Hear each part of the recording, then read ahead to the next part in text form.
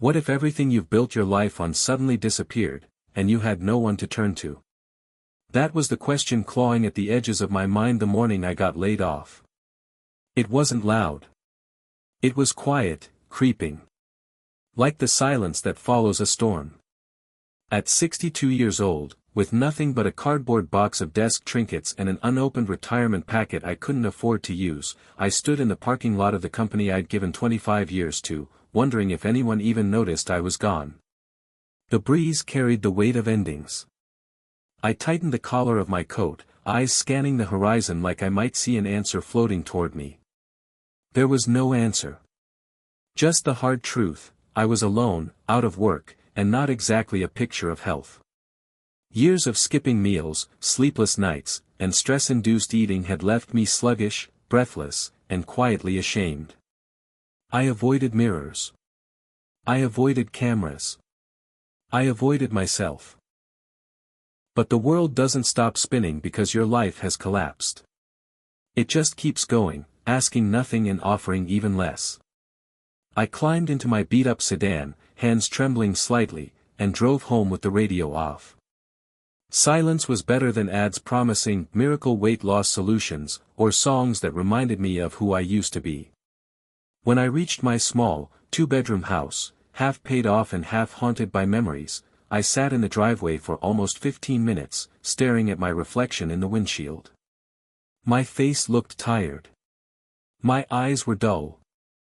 My jaw clenched tightly as I forced myself to move, to unlock the door, to pretend like life would somehow keep functioning. Inside, the house greeted me with the usual silence. No dog. No husband, he'd left 3 years ago. No laughter. Just the hum of the fridge and the soft sigh of dust settling. I dropped the box on the kitchen counter and stared at it, as if its contents might offer instructions on what to do next. They didn't. Just a photo of me and my daughter Amy, from a decade ago. We hadn't spoken in 6 months, and even then, it was strained. "You always put work before me," she'd said. Maybe she was right. Maybe I had. But back then, I thought I was doing what needed to be done. Providing. Holding things together. I didn't know how to be anything else.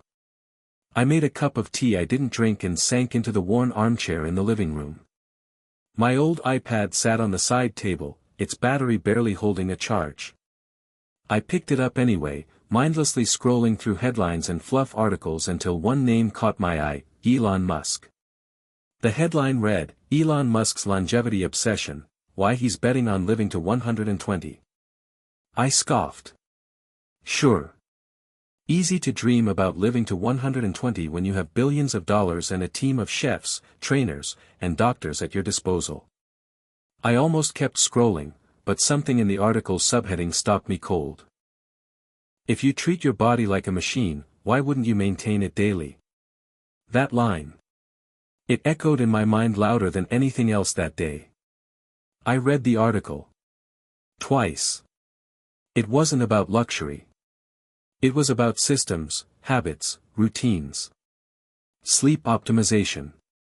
Diet discipline. Movement. Musk didn't pretend it was easy, he just treated his health like an engineering problem. And suddenly, for reasons I couldn't explain, that made sense to me. I was a planner. A fixer. A doer. Or at least I used to be. Maybe, just maybe, I could engineer my way out of this darkness. Or at least crawl out slowly. That night, I opened the Notes app and typed, Health Transformation Plan. Step 1, walk around the block. Step 2, drink water. Step 3, breathe. It felt stupid, and yet, something about writing it down made it real. I hadn't written anything for myself in years. Hit subscribe and leave a comment with where you're watching from, a YouTube voice said from the next room. I'd left the smart TV on from the night before. I walked in, remote in hand, ready to shut it off, when the host said, "This story might just spark a new beginning. What's one thing that always pushes you forward, even when things get tough?" I froze. Was it God? The algorithm? Fate? I sat down instead and listened. The video was about a woman who had started running marathons at age 70. Her story was messy, raw, inspiring. She said she had no interest in being a fitness model. She just wanted to be alive and strong. That night, I slept for the first time in 3 days. Not well, but enough. In the morning, I dug through the closet for my old sneakers. Found them under a pile of unused Christmas decorations. Dusty. Cracked. But wearable. I slipped them on like old armor and stepped outside. The morning air was crisp, and my body protested. My knees creaked. My hips ached. But I walked. 1 block. Then 2.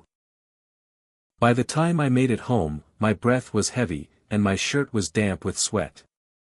I felt ridiculous. But I also felt something else, alive. Over the next few days, I built a routine. Nothing dramatic. Wake up. Walk. Water. Write. I started journaling again. Just a few sentences a day. Didn't want to walk today. Did it anyway. Or, craved ice cream. Ate an apple. Regret nothing. The world didn't change, but I started to. I tuned into more podcasts. Read books on habit formation. I even started watching Elon Musk interviews, not for fandom, but for mindset. The man thought in systems. Inputs. Outputs. Feedback loops. Could I do the same? I decided to treat myself like an experiment. A human prototype. Not perfect. Just evolving. I bought a cheap step tracker. Counted my water bottles. Measured progress in minutes moved, not pounds lost. Every week, I added one small upgrade. No soda. Stretch before bed. Cook 3 meals instead of 2. Some days I failed. Miserably. But I stopped letting failure end the whole experiment. Instead, I logged it like a data point and tried again. Amy didn't respond to my texts. I didn't blame her. I had years to make up for. But I kept sending her updates. A photo of my sneakers. A photo of my salad. A photo of the sunrise from my morning walk. No captions. Just connection. On day 30, she finally replied. Proud of you. 2 days later, she sent a picture of her gym shoes. Inspired me. I cried harder than I had in years. My world was still small. Still uncertain. But there was light now. There was breath. There was the beginning of belief. Not in magic or sudden miracles, but in the slow, powerful return of self-respect. And that? That was everything. 1 block at a time, I was building a new life. Elon Musk might have his rockets and his Mars plans. I had my sneakers and my sidewalk. And for the first time in years, that was more than enough. Before my knees ached and my breath ran out after 2 blocks, before I was standing in the cold holding a box of memories, I was someone else entirely. Not a superhero, not a visionary, but someone who once believed in herself. My name is Claire Mitchell, and I used to be bold. In my 20s, I ran like wind. I don't mean that metaphorically, I actually ran. I was a state finalist in college cross-country, the kind of runner who tied her shoes like ritual and learned to breathe through pain like it was poetry. I believed strength was something you built with sweat and stubbornness. But the thing no one tells you is that time erodes more than just muscles and joints. It wears down belief. After college, I took a job as a junior assistant at a mid-sized publishing company in Chicago. I worked hard. Late nights. Early mornings. I was a perfectionist, addicted to to-do lists and post-it notes, always chasing the next task. I met my husband, Rick, at a company Christmas party. He was charming, older, and made me laugh in ways that shook loose my nerves. We married quickly, maybe too quickly, but I thought love was something you poured yourself into completely. For a while, it worked.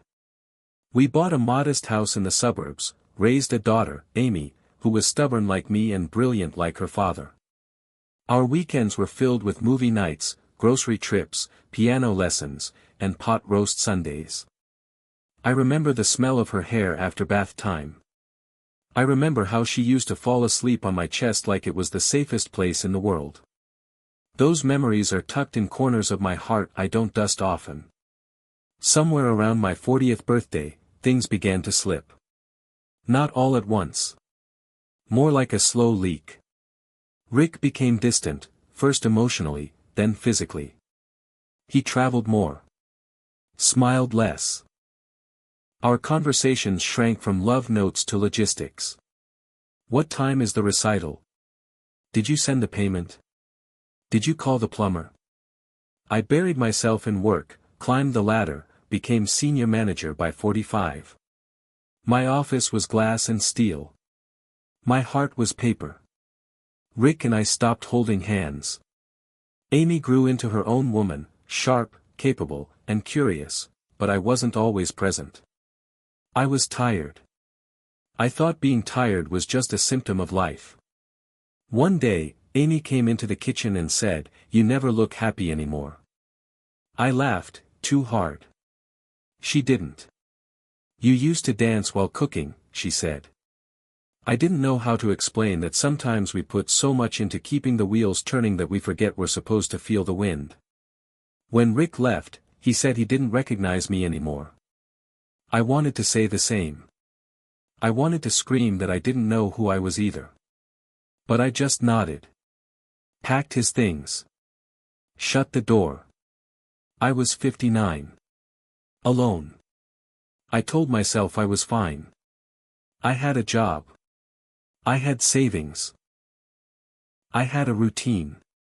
But I also had heart palpitations and insomnia and 15 extra pounds that seemed to multiply with every skipped workout. I hadn't run in years. I didn't even own gym clothes anymore. I drank coffee like it was medicine and skipped breakfast because I was too busy. Somewhere along the line, I started equating productivity with worth. When Amy graduated college, I sat in the back. I clapped. I smiled.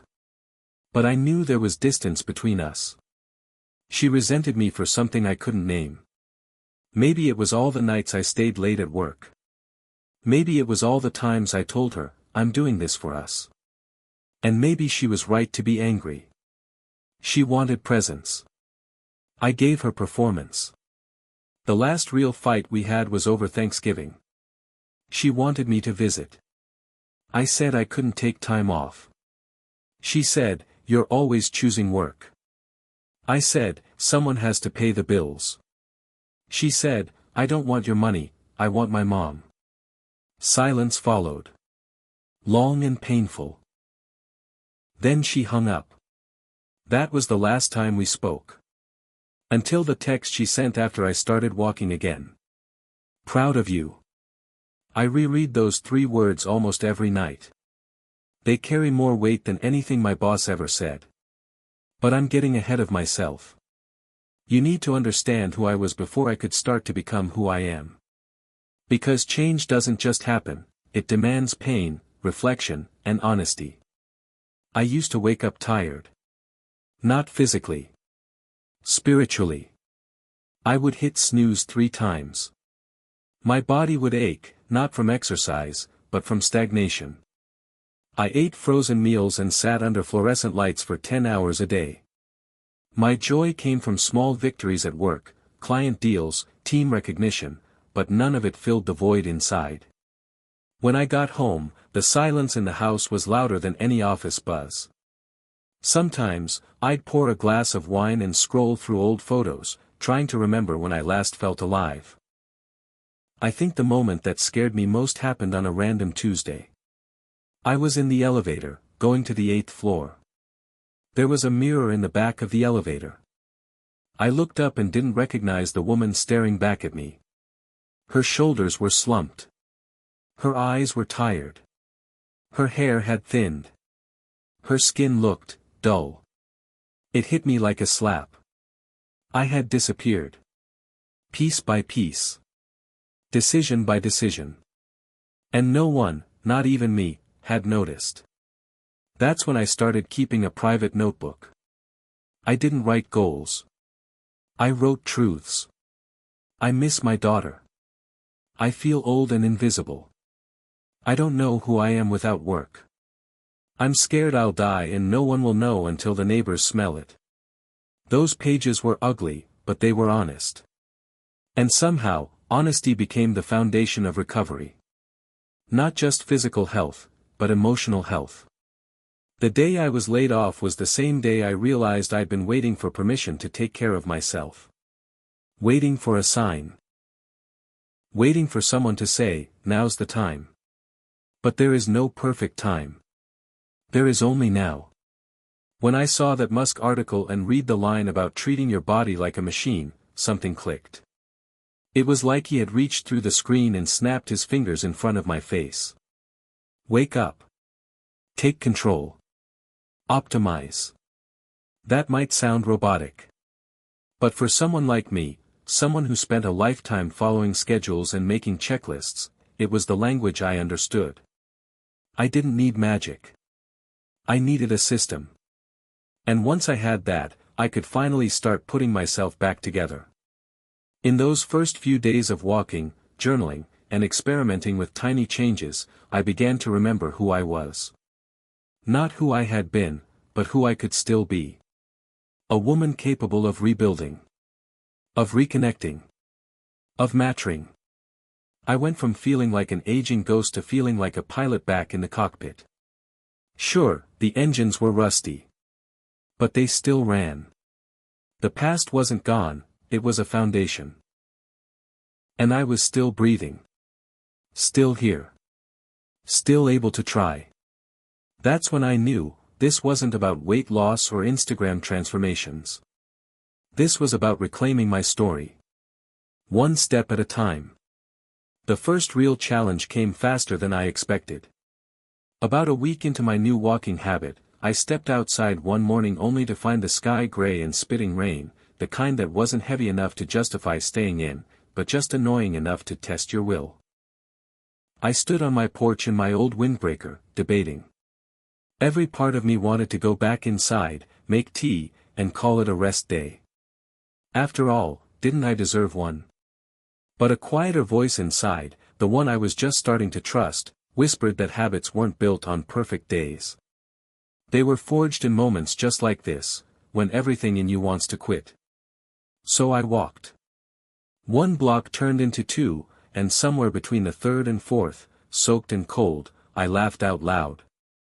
Not because it was funny, but because I was doing something so absurdly new, so radically uncharacteristic, it felt like rebellion. That night, I posted a picture of my wet shoes on a small online community board for women over 50. I captioned it, "Walked in the rain today." Felt like a badass. I got 4 likes. One comment said, "You're inspiring me to stop making excuses." And that comment, more than any number on a scale, made me feel like something was changing.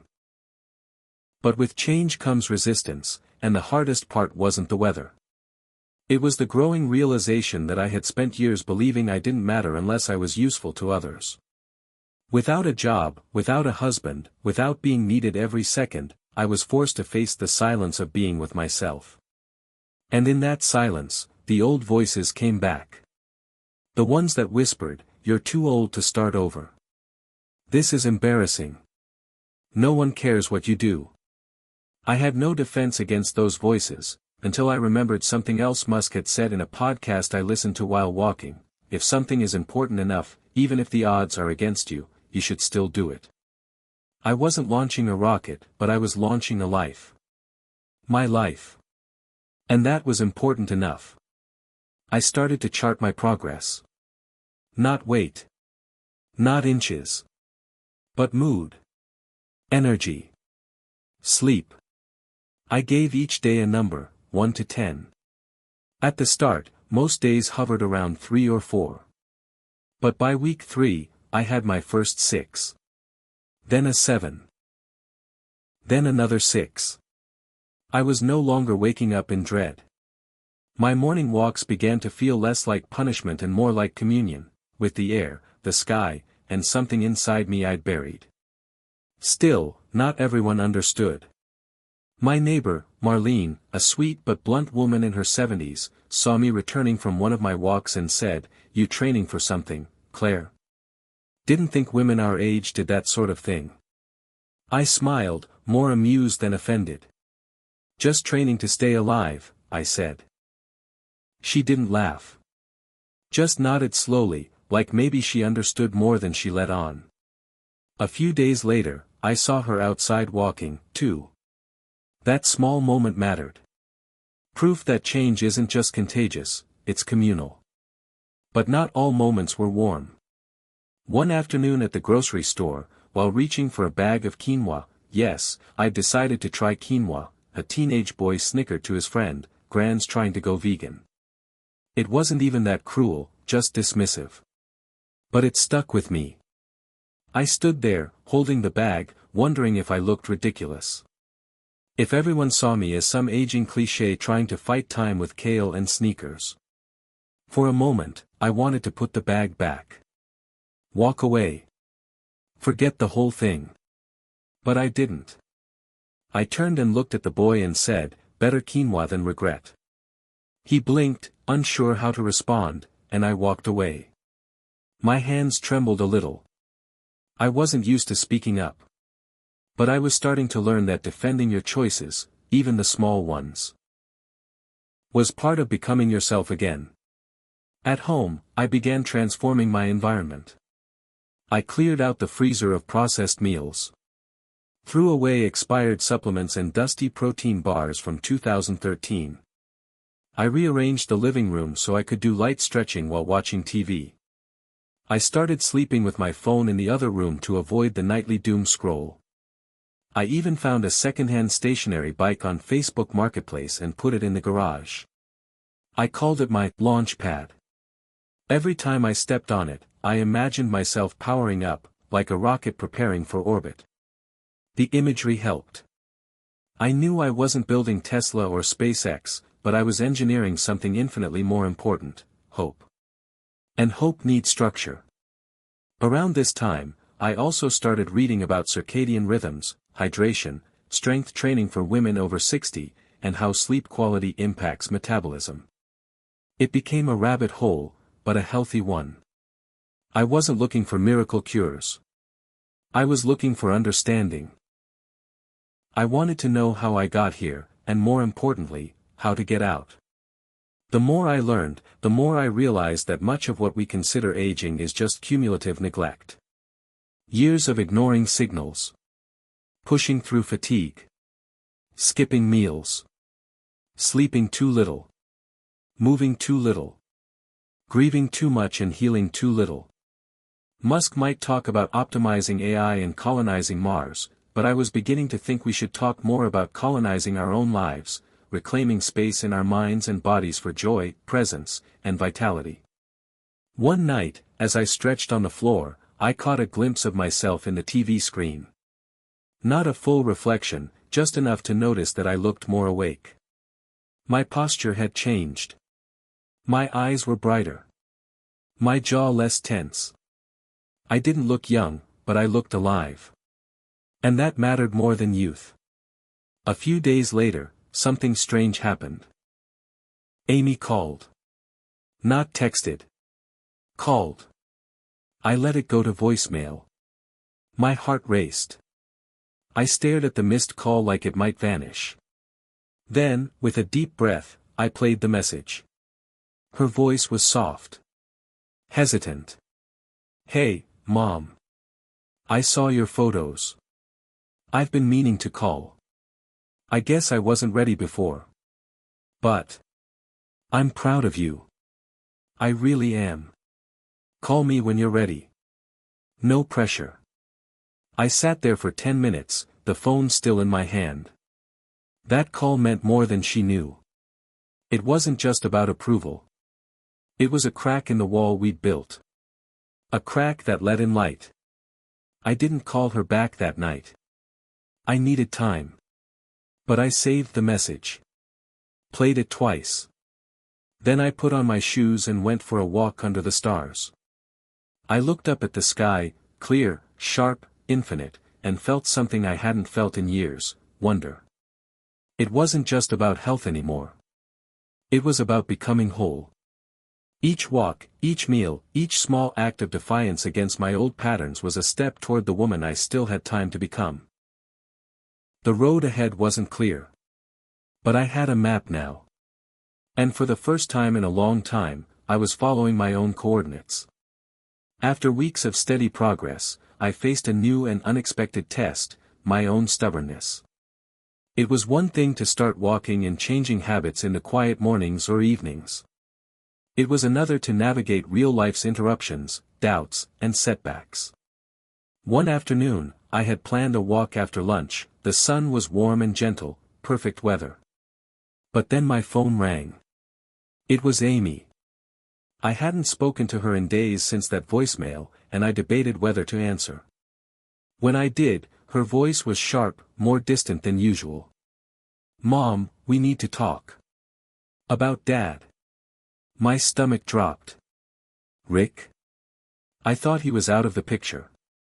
But she went on. "He's sick. Cancer. Stage 2. My heart slammed against my ribs like a runaway train.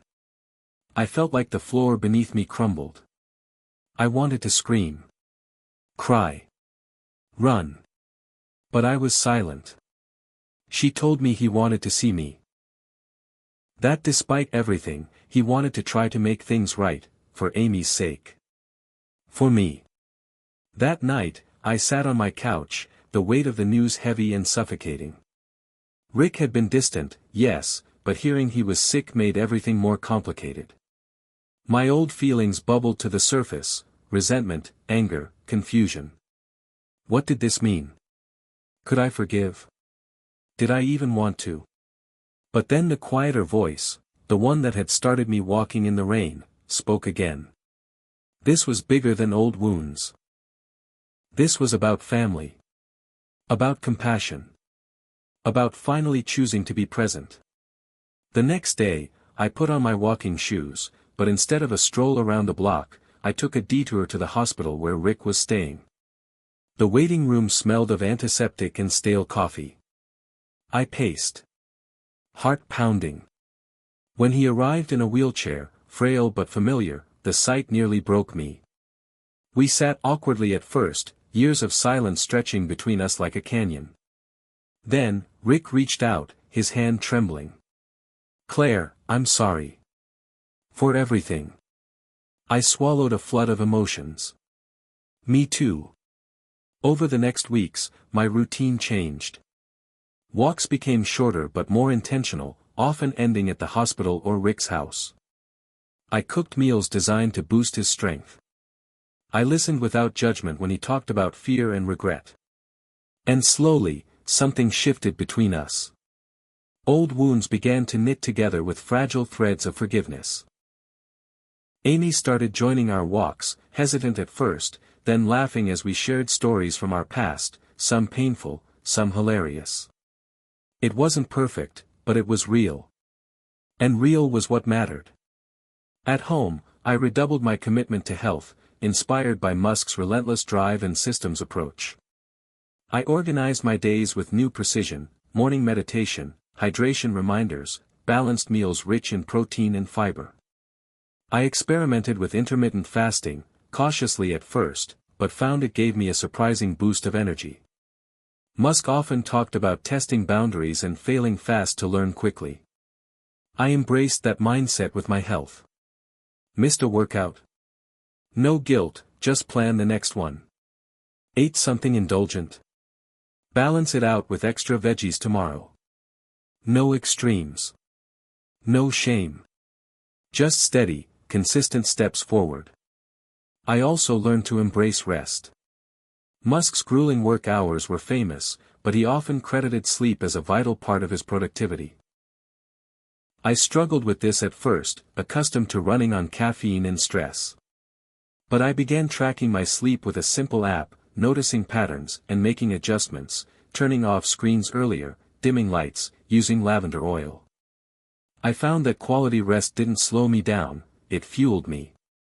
As my body grew stronger, my mind followed. I rediscovered joy in small things, a favorite song, the way light filters through the trees, Amy's laughter echoing in the backyard. I started writing again, jotting down thoughts, poems, even sketches in a battered notebook. The creative spark I thought had died was flickering back to life. One afternoon, I received an invitation from a local senior center to lead a workshop on healthy habits. They'd heard about my journey through a community newsletter. At first, I hesitated. Who was I to teach others? But then I remembered Musk's words, "Don't be afraid to be wrong, be afraid not to try." I said yes. Preparing for the workshop became a new project. I researched simple exercises, nutrition tips, and strategies for mental wellness tailored to seniors. I practiced my presentation in front of the mirror, stumbling over words but growing more confident each time. The day of the workshop arrived, and the room was filled with faces both eager and skeptical. I shared my story, my mistakes, my struggles, my small victories. I talked about how even someone like me, who had lost her way, could reclaim health and happiness. The room grew quiet, then warm with nods and smiles. Questions followed, about pain management, motivation, diet. I answered honestly, drawing from my own experiences and research. Afterward, several attendees approached me, sharing their own challenges and thanking me for inspiring them. One woman, Mary, hugged me and said, "You gave me hope." That moment was more powerful than any milestone on a scale. It was proof that vulnerability and honesty could heal not just myself, but others too. In the following weeks, I continued to expand my circle of support, connecting with other seniors online and in person who were on similar journeys. We swapped recipes, shared walking routes, celebrated progress, and comforted setbacks. I realized I wasn't alone, and neither was anyone else. This community became another lifeline, another reason to keep moving forward. But the journey wasn't without new challenges. One morning, during a routine checkup, my doctor told me my blood pressure was dangerously high. I was shocked. I felt healthier than I had in years, but the numbers told a different story. The diagnosis was a wake-up call. I doubled down on stress management. Deep breathing, yoga, time outside. I consulted a nutritionist who helped me tailor my diet further. I tracked my blood pressure daily, learning how small lifestyle changes directly impacted my health. It was a lesson in humility and persistence. Musk often talked about iteration, the process of continuous improvement through feedback. I adopted that approach with my health. I didn't expect perfection, I aimed for progress. Each day was a new experiment, a new chance to learn. I kept reminding myself, this is not a race. This is a marathon with twists and turns. The biggest surprise was how my relationships flourished alongside my health. Amy and I began weekly brunches, talking about everything from politics to our favorite books. Rick and I found moments of peace and even laughter, no longer prisoners of past grievances. I reached out to old friends I had lost touch with, rekindling connections that nourished my soul. One evening, as I sat on my porch watching the sunset, I realized something profound. Musk's lessons about optimization weren't just about machines or business. They were about life, about how we can design our habits, environment, and mindset to create a better existence, no matter our age or past mistakes. I had spent decades chasing external success, only to find true fulfillment in simple, intentional choices. The journey was far from over, but I was no longer afraid of the unknown. I had become the architect of my own well-being, a pilot navigating through clouds toward clearer skies. What Elon Musk taught me about health wasn't about the latest fad or miracle cure. It was about courage. The courage to start, to fail, to keep going. About systems, building habits that support growth instead of punishing failure. About community, finding strength in connection and vulnerability. And most importantly, about hope, the belief that it's never too late to rewrite your story. For seniors everywhere feeling stuck or invisible, I want you to know this: your time is not behind you. It's right now. Every step forward, no matter how small, is a victory. Life isn't about perfection. It's about progress. And sometimes, progress begins with just one brave step. The turning point came quietly, on a chilly autumn morning when I least expected it. I had been keeping up with my new routine, walking, eating better, getting rest, but deep down, I still felt a shadow of doubt. Could I really sustain this? Was I fooling myself that change was possible at my age? That morning, I decided to push a little harder. Instead of my usual 20-minute walk, I aimed for 45. As I stepped out, the air was crisp, and the leaves were a brilliant mosaic of reds and golds. It felt like nature was cheering me on, a vibrant backdrop to a personal mission.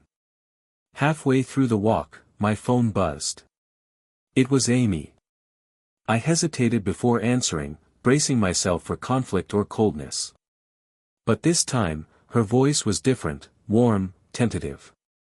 "Mom, I'm proud of you." "Really?" My breath caught. No one had said that in years, and it felt like sunlight breaking through clouds. Encouraged, I slowed my pace, letting the moment sink in. She went on, "I want to understand. Maybe even join you someday." That simple invitation shifted something in me. Maybe healing wasn't a solo journey after all. I realized that my health wasn't just about me, it was about reconnecting, about rebuilding bridges long neglected. When I got home, I sat down with my journal and began writing. Not just goals or plans, but my fears, my hopes, my failures. I wrote about the mornings I wanted to stay in bed, the nights I tossed and turned, the moments I almost gave up. Writing gave those feelings a voice, and in that voice, I found strength. The next few weeks brought challenges I hadn't anticipated. I developed a persistent ache in my knees, likely from years of inactivity suddenly jolted awake. My enthusiasm threatened to falter, but I reminded myself of Musk's approach: adapt and iterate. I scheduled a visit with a physical therapist who tailored gentle exercises to build strength without strain. I learned to listen to my body's signals, distinguishing between pain that warned and discomfort that challenged. This balance became a metaphor for life itself, knowing when to push and when to rest. During one of my therapy sessions, I met Jane, another senior on a health journey. She shared stories of losing her husband, battling loneliness, and finding new purpose through movement and mindfulness. Our friendship blossomed quickly, proof that connection often arrives when least expected. Jane introduced me to meditation, a practice I'd dismissed before as too new age. But in the quiet moments sitting together, focusing on breath and presence, I discovered a surprising calm. Meditation helped me face my inner critic, the voice that doubted my worth and whispered I was too old to change. With each session, that voice softened. Inspired, I began integrating mindfulness into my walks. Instead of racing through steps, I noticed the crunch of leaves, the sharpness of the air, the rhythm of my heartbeat. I stopped rushing toward goals and started appreciating the journey itself. One afternoon, while walking in the park, I struck up a conversation with a man named Carl. He was in his late 70s, fit and spry, with a mischievous twinkle in his eye. Carl told me he'd taken up running after retiring, a decision that surprised even his doctor. "I didn't want to be the old man who just sits around," he said. "Age is a number, sure, but how you live it. That's the real deal." His words resonated deeply. That evening, I reflected on how fear had kept me stagnant for so long. Fear of failure, judgment, loneliness. But I realized fear was also a sign I was stepping outside my comfort zone, the only place growth happens. I set a new goal: to participate in a local charity walk in 3 months. Nothing competitive, just a way to celebrate progress and connect with others. Preparing for the event gave me focus and motivation. I tracked my steps, improved my diet, and practiced positive affirmations. Musk often spoke about the power of vision, how imagining the future you want is the first step to creating it. I visualized crossing that finish line, surrounded by cheering faces, feeling strong and proud.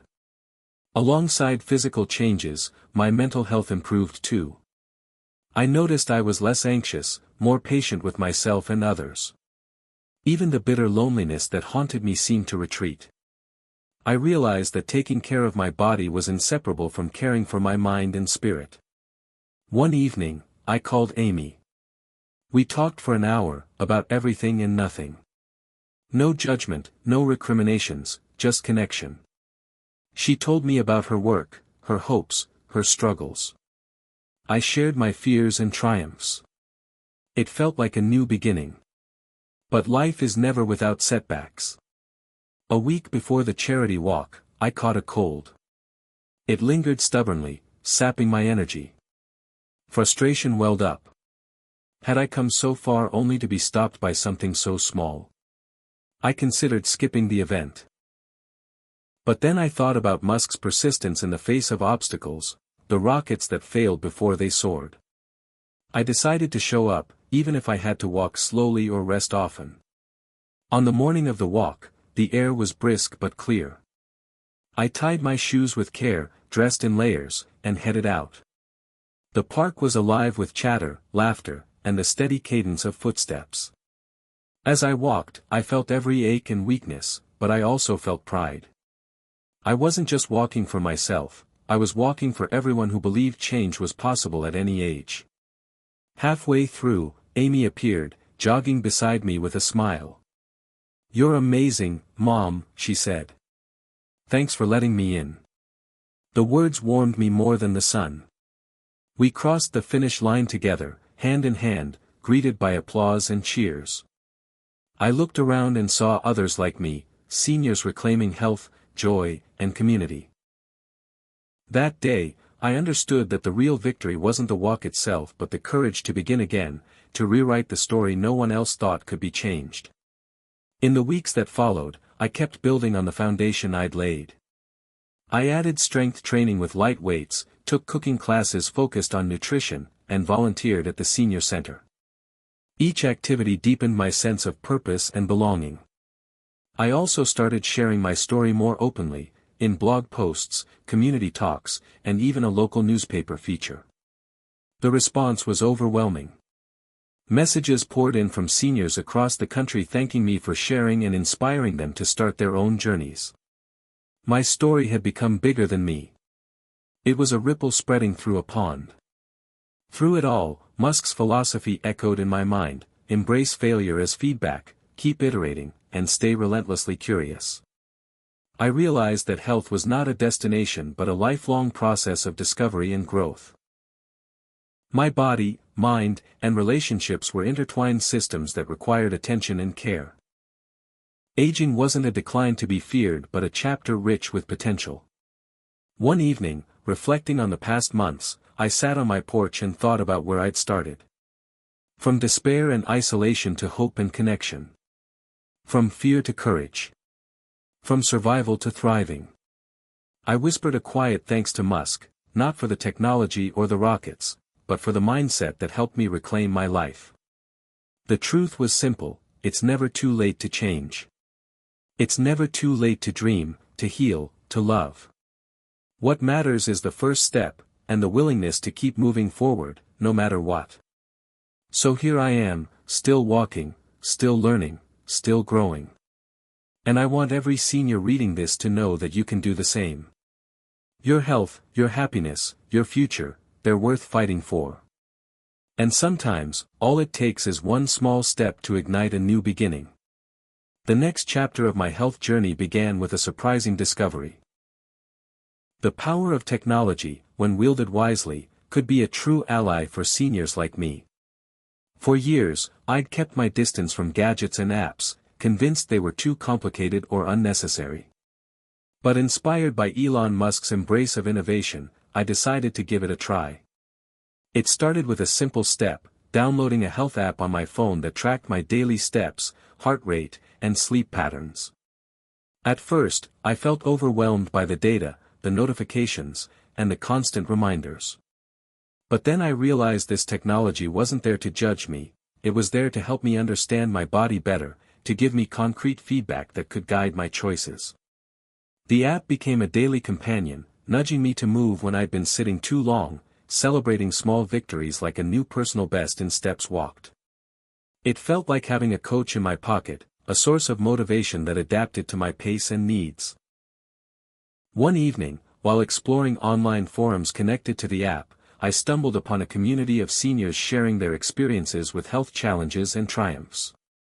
Their stories were raw and honest, filled with setbacks but also with resilience and humor. I joined the conversation, asking questions, sharing my own progress, and connecting with others who understood the unique hurdles of aging. This virtual support group became a lifeline, offering encouragement on days when I felt low and celebrating milestones with genuine joy. Musk often spoke about the importance of community in solving big problems, and I realized that even small, local challenges like senior health could benefit from collective wisdom and support. Encouraged, I bought a smartwatch designed for seniors, equipped with emergency features, activity tracking, and even guided breathing exercises. Wearing it felt like a safety net, a reminder that I was taking my well-being seriously. Over time, I noticed how technology helped me detect patterns I hadn't been aware of, like the way my sleep quality dropped after late dinners or how stress impacted my heart rate variability. With this knowledge, I adjusted my habits, opting for lighter evening meals, practicing relaxation techniques before bed, and scheduling walks during times when I felt most energetic. Integrating tech into my routine wasn't without challenges. There were glitches, moments of frustration when devices wouldn't sync or notifications overwhelmed me.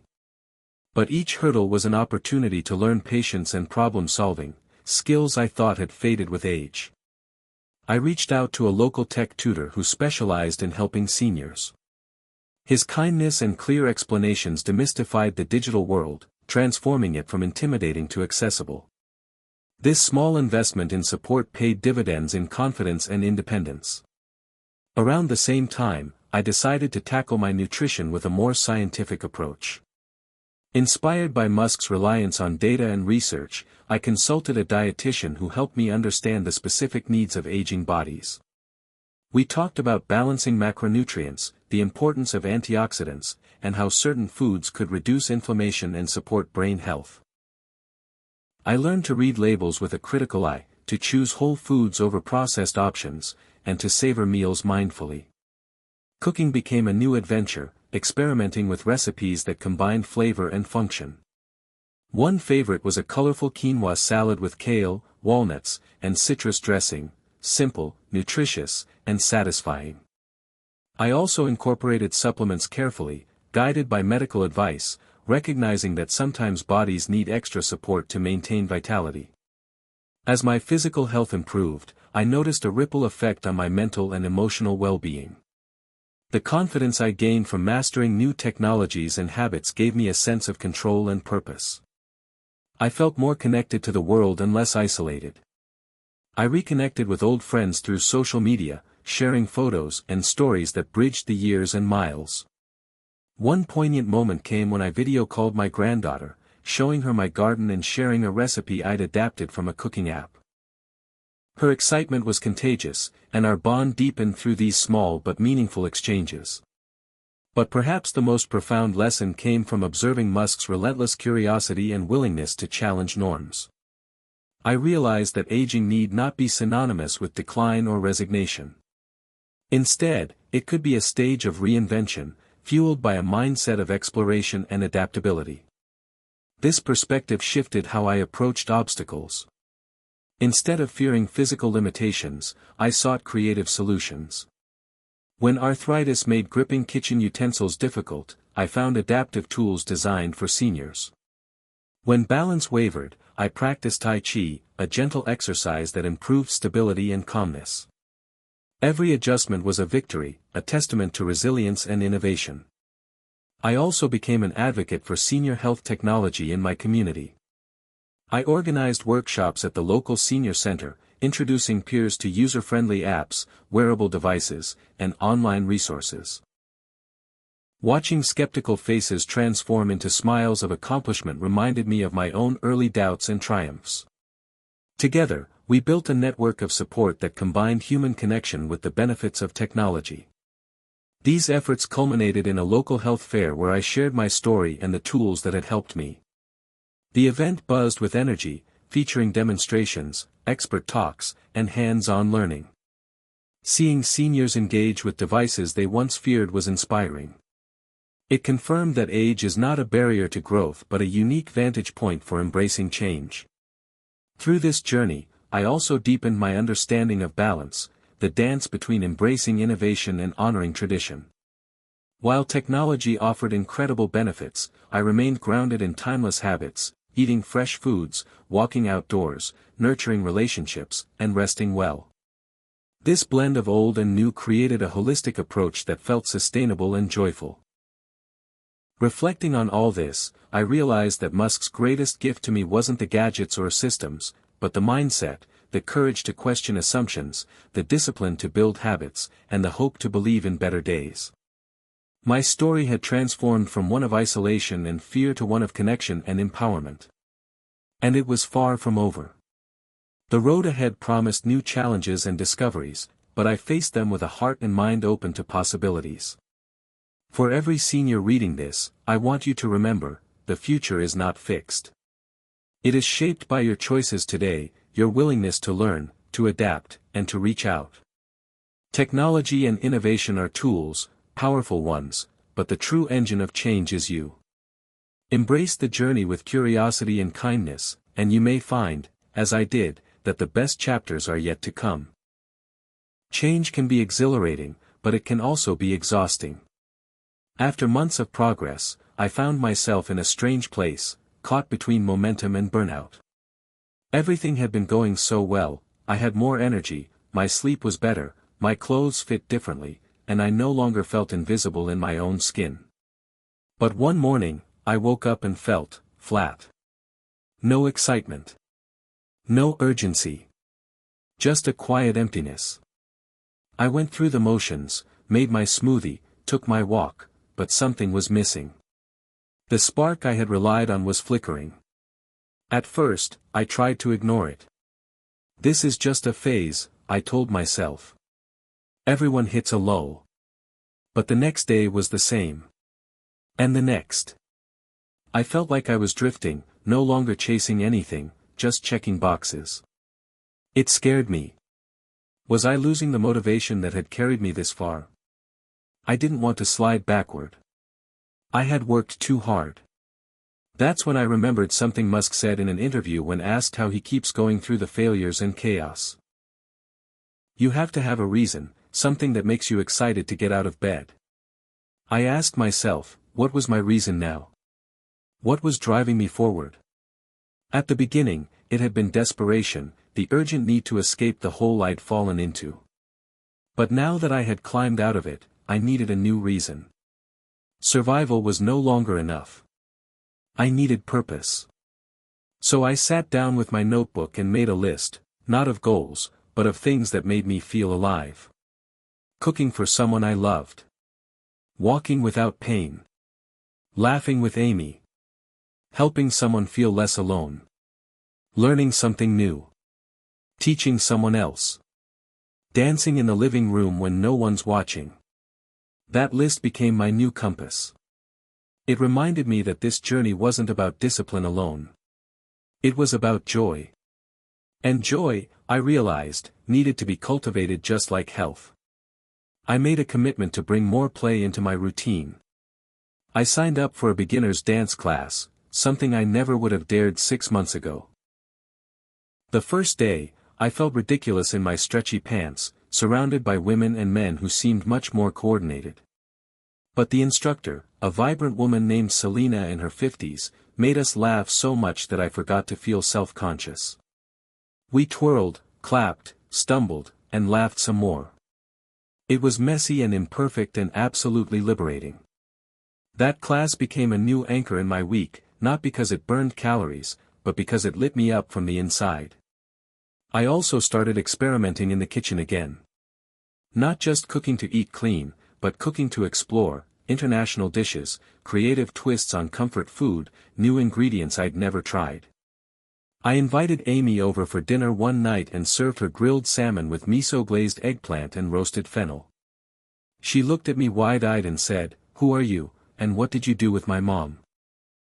We both laughed, but I could see she meant it in the best way. She saw the shift in me, the return of a spark she hadn't seen in years. And that's when I understood something else Musk often emphasizes: reinvention isn't a one-time event, it's ongoing. You have to keep evolving, keep asking better questions, keep following the threads that excite you. Otherwise, you risk becoming stagnant, even if everything looks fine on the surface. So I started asking myself, what would be a fun challenge this month? 1 month, I committed to cooking one new recipe every week. Another, I tried learning the basics of Spanish, using an app recommended by one of the women in my walking group. Then came a journaling challenge: write a short reflection every evening, no filters, just honesty. These little experiments brought freshness to my days. They weren't always successful. My first attempt at a paella was a salty disaster, but they kept me curious. They reminded me that growth doesn't only come from struggle. It can come from wonder, too. Still, some days were harder than others. The weather turned cold, and my morning walks became more challenging. The early sunsets made me feel sluggish and moody. I missed the sunlight, the warmth on my face. I found myself sleeping more, and not always feeling rested. It would have been easy to call it seasonal blues and just wait for spring. But I knew better. Waiting didn't bring change. Action did. So I adapted. I moved my walks to midday when the light was strongest. I invested in a light therapy lamp and used it during my morning tea. I started taking a vitamin D supplement after speaking with my doctor. These small adjustments made a noticeable difference. I also made time for connection. I hosted a weekly tea circle at my home, just a handful of women from the community center, all of us on different journeys, but sharing the same desire to feel seen and heard. We talked about everything: health, aging, regrets, dreams. We laughed. Sometimes we cried. And each time they left, I felt filled up in a way no solo walk ever could. Connection was medicine. And I saw how many of us had been silently starving for it. One afternoon, I got a text from Jane, the friend who introduced me to meditation. "Up for a new adventure?" she asked. "There's a wellness retreat outside town. Yoga, nutrition workshops, hot springs. Let's go." My first instinct was hesitation. Retreats were for younger women, right? Fit women with sleek ponytails and expensive leggings. But I stopped that thought in its tracks. I wasn't that self-doubting woman anymore. I texted back, "Let's do it." The retreat was transformative, not because of any one workshop or magical spa treatment, but because it gave me space to reflect, to zoom out and see how far I'd come. During a group session, we were asked to share one belief we had shed this year. I stood up, knees slightly shaking, and said, "I've stopped believing that my best days are behind me." The room went quiet. Then someone clapped. Then others joined in. I sat down with tears in my eyes, not from sadness, but from release. That moment sealed something in me. I wasn't just getting healthier. I was becoming whole. This wasn't a phase.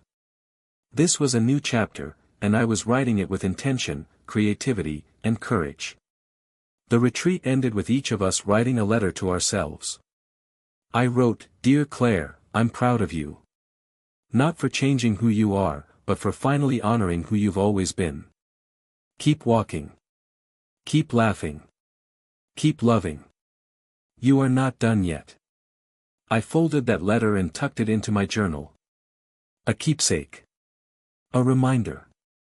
On the ride home, I looked out the window at the rolling hills and golden trees and felt a calm I hadn't felt in years. Not the high of a new breakthrough, but the steady warmth of contentment. I didn't need to prove anything. I didn't need to chase perfection. I just needed to keep showing up, with honesty, with heart, and with hope. That night, I fell asleep early, not because I was tired, but because I felt peaceful. And for the first time in a long time, I dreamed not of the past, but of the future, vivid, joyful, and wide open. The morning after the retreat, I woke up early, before the sun. It was still and quiet, the kind of silence that doesn't feel empty but full of possibility. I lay there in the dark, listening to the soft rhythm of my breath, and I realized something profound: I no longer hated the quiet. Months ago, silence had been a trap. It reminded me of everything I'd lost: Rick's absence, Amy's distance, the voice inside that once whispered I didn't matter anymore. But now, silence was space. Space to breathe, to feel, to simply be. I got out of bed, wrapped myself in a blanket, and walked onto the porch with a hot mug of tea. As the sky began to lighten, I thought about everything that had changed, and how, somehow, I had become someone I respected. That morning, I made a decision. I wanted to give back in a bigger way. It wasn't enough to just improve my own life. I wanted to help others, especially people like me, who had quietly accepted decline as inevitable. I reached out to a local community college and asked if I could speak at their Wellness Week. To my surprise, they said yes. They even offered me a small honorarium. "You have a voice," the coordinator told me. "People will listen." I sat down that afternoon to write my talk. I didn't want to preach or overwhelm. I wanted to tell the truth. About how hard it had been. About the day I cried in the shower and thought I'd never feel strong again. About the first walk in the rain. About Elon Musk, not as a celebrity, but as a symbol of what can happen when you challenge the story you've been told. My talk was simple: change is not about age, it's about mindset. You're not too old. You're not too broken. You're just at a crossroads. And the path forward might be unfamiliar, but that doesn't mean it's not worth walking. On the day of the talk, I wore a bright red sweater. Amy helped me pick it out. "You look like someone with something to say," she smiled. I stood in front of the classroom, 20, maybe 30 people, mostly women, a few men. Some were younger than me, others older, but all of them looked at me with curiosity. I began with the question that had launched this journey: what if you suddenly lost everything and had no one by your side? Then I told my story. I didn't hold back. I told them how I had felt invisible. How I had let my body weaken. How I had believed the lie that life was essentially over. I told them about Musk's interviews, the ideas about systems, iteration, and mindset. About walking in the rain and deciding, for the first time in years, that I was worth the effort. I ended with something I now said often: you don't need to have it all figured out. You just need to take the next step. One small decision. One small act. And if you fall, so what? You get up. That's how change happens. The room was quiet at first. Then someone clapped. Then others. Afterward, a woman named Shirley approached me, tears in her eyes. "I've been taking care of everyone else my whole life," she said. I forgot I mattered too. That moment reminded me of something else Musk had once said, something often lost beneath his futuristic image: when something is important enough, you do it even if the odds are not in your favor. For me, this wasn't about beating the odds. It was about choosing to matter. Choosing to act, even when it's hard.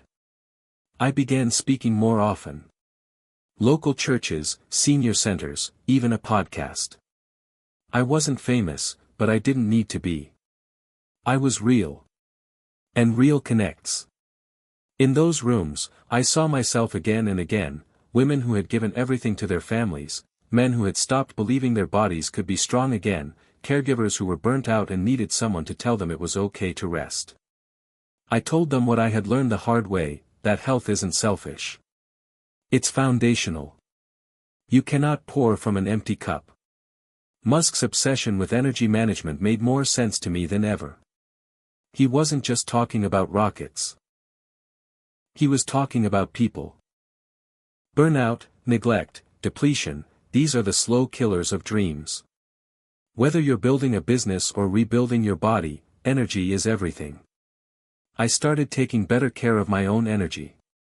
Not just physically, but emotionally. I learned to say no without guilt. I prioritized rest without shame. I didn't feel obligated to explain myself when I needed space.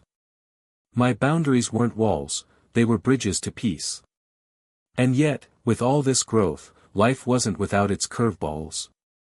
One afternoon, during a routine checkup, my doctor told me they'd found a small mass during a scan. It's likely benign, she said, but we'll need to do a biopsy. I nodded. I didn't cry. I didn't panic.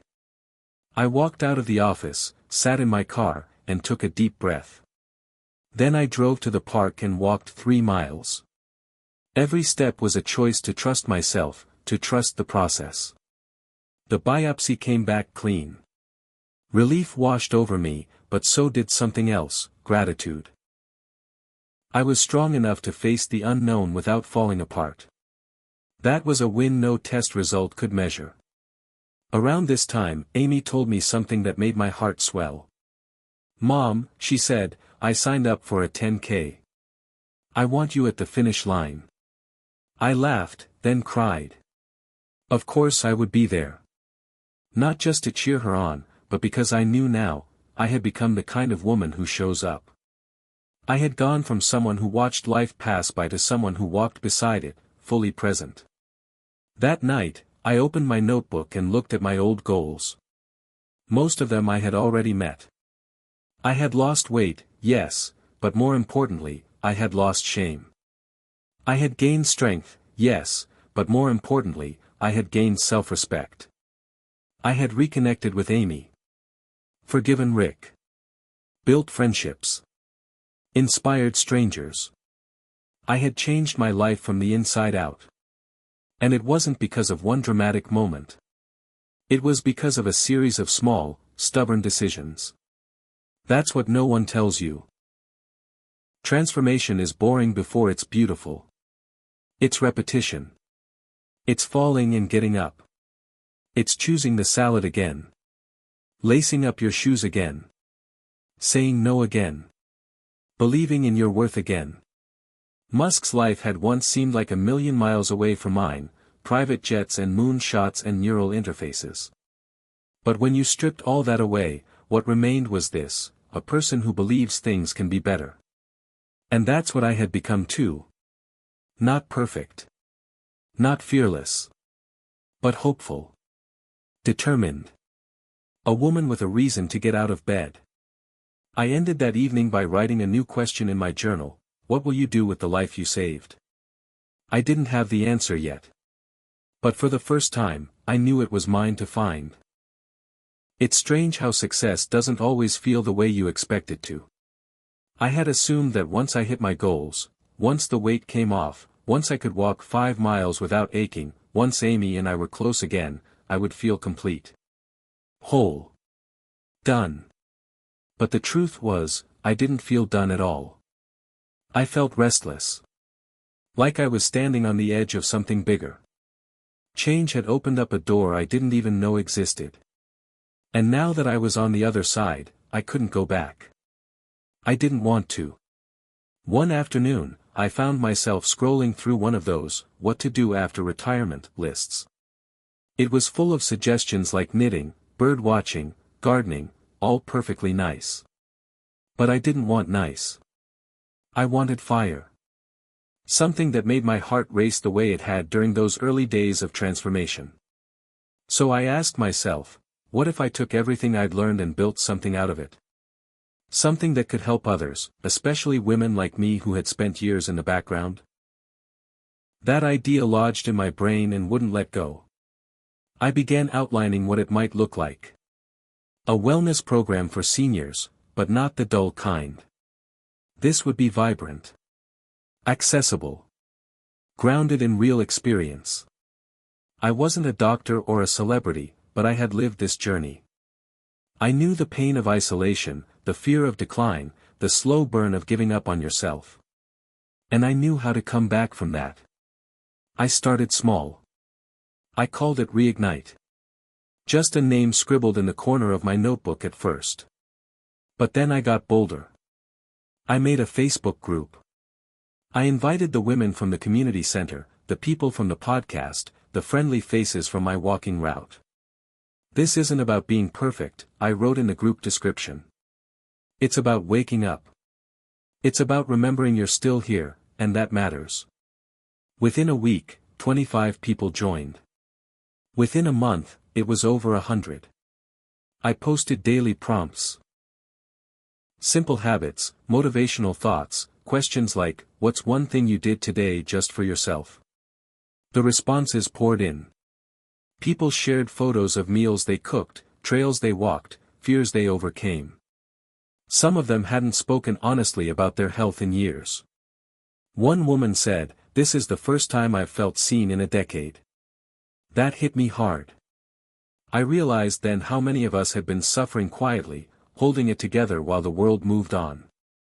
Reignite became more than a group. It became a sanctuary. I hosted Zoom meetings and invited guest speakers, a yoga teacher, a nutritionist, a mental health coach.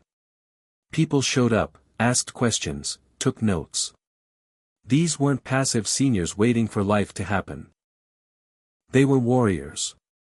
And I was one of them. The momentum carried me into unfamiliar territory, public speaking gigs at senior expos, an invitation to contribute to a wellness newsletter, even a conversation with a local TV producer about doing a segment on aging and health. Me, on television. I laughed out loud when I got the email. But then I thought, why not? One night, while prepping for a video call with the group, I came across a quote from Elon Musk I hadn't heard before: "I think it is possible for ordinary people to choose to be extraordinary." That line stopped me cold. Because for the first time in my life, I believed it. Not because I was extraordinary in any obvious way. But because I had chosen not to give up. And maybe that choice is what makes someone extraordinary in the first place. Of course, not everyone understood what I was doing. Some old friends rolled their eyes. "You're getting a little obsessed with all this," one said. "Why can't you just relax and enjoy retirement?" But I didn't want to relax. Not in the traditional sense. Rest, yes. Peace, yes. But not withdrawal. Not invisibility. I had rested long enough, rested into depression, into weight gain, into stagnation. Now, I wanted to burn bright for as long as I had breath. Still, I made time to reflect. I didn't want to become the kind of person who replaced one obsession with another. I checked in with myself constantly. Was I eating well? Sleeping deeply? Moving joyfully, not just dutifully? Was I nurturing my relationship with Amy, with Jane, with my community? When the answer was yes, I kept going. When it was no, I paused and recalibrated. One of the best parts of this phase was witnessing the ripple effect. Amy started running regularly and even invited me to a mother-daughter yoga retreat. My neighbor, Bill, who had mostly kept to himself since losing his wife, joined the walking group and ended up organizing a healthy cooking class at the community hall. And then there was Rosa, a woman in her late 70s who told me she'd spent most of her adult life thinking she wasn't the healthy type. After 3 months in the Reignite group, she'd started swimming, painting, and leading meditation circles. "I used to think aging meant shrinking," she said one day. "Now I think it means expanding." That line stuck with me. Expanding. Yes. That's exactly what it felt like. Expanding into possibility. Into purpose. Into joy. One afternoon, while editing a short video for the group, I got a message from a young producer at a popular YouTube health channel. She'd seen a clip of me speaking at the community center and wanted to feature my story. At first, I hesitated. I didn't look like most health influencers. I didn't have a six-pack or glowing skin. I had wrinkles and soft arms and a voice that cracked sometimes when I talked about pain. But maybe that's exactly why she reached out. I said yes. The shoot happened in my kitchen, with natural light pouring in and my garden blooming in the background. I talked about losing Rick, about the depression that followed, about the day I walked in the rain. I talked about Elon Musk's mindset, not his fame, but his focus. His refusal to accept limits. His relentless belief that if something matters, you fight for it. That's what I did, I said into the camera. I fought for myself. The video went viral, at least by senior standards. Tens of thousands of views. Hundreds of comments from people saying they saw themselves in my story. That they were ready to take one step forward. Just one. And that's all it takes. That evening, as I sat on the porch with a warm bowl of soup, watching the sky turn amber, I felt something I couldn't quite name. It wasn't pride. It wasn't excitement. It was something quieter, deeper, peace, maybe. Or grace. I had become the person I once needed. And now I was offering that person to the world. Not as a hero. Not as a guru. But as proof. Proof that change is possible. That reinvention is real. That even when you've lived decades, there's still more living to do. Elon Musk builds rockets and cars and neural nets. I had built something else, a life worth waking up to. A movement. A light. A reason. And I knew this wasn't the end. Not even close. Hit subscribe and leave a comment with where you're watching from. This story might just spark a new beginning. What's one thing that always pushes you forward, even when things get tough? There's something beautiful about momentum. When you're in motion, everything feels possible. Each step fuels the next. Each victory, no matter how small, becomes a new foundation. That's where I was, standing in the current of my own energy, pulled forward by the progress I had made. But momentum isn't a guarantee. It can vanish as quickly as it comes. And sometimes, even when you've done everything right, life throws you back into the dark without warning. It started with a phone call. I had just finished leading a live session in the Reignite group, full of laughter and shared breakthroughs. The phone rang, and I saw Amy's name. I answered with a smile, but her voice stopped me cold. "Mom," she said, "I'm at the hospital." My heart dropped. What happened? "It's Dad. He collapsed at work." I gripped the counter to stay upright. "Is he alive?" "But it's bad. They think it was a stroke." In that moment, everything paused. The progress, the speaking events, the group updates. None of it mattered. All I could think about was Rick, my ex-husband, the man who had walked away from our family, and yet still, in some complex, layered way, mattered to me. I drove to the hospital without knowing what I'd say or how I'd feel. Part of me was still angry at him, for the years he disappeared emotionally, for the hurt he left behind. But another part of me knew this wasn't about the past. This was about now. And now, he needed help. When I walked into the ICU, I barely recognized him. He looked smaller somehow, his face pale, his hands limp on the blanket. Amy stood by his bed, her face tight with worry.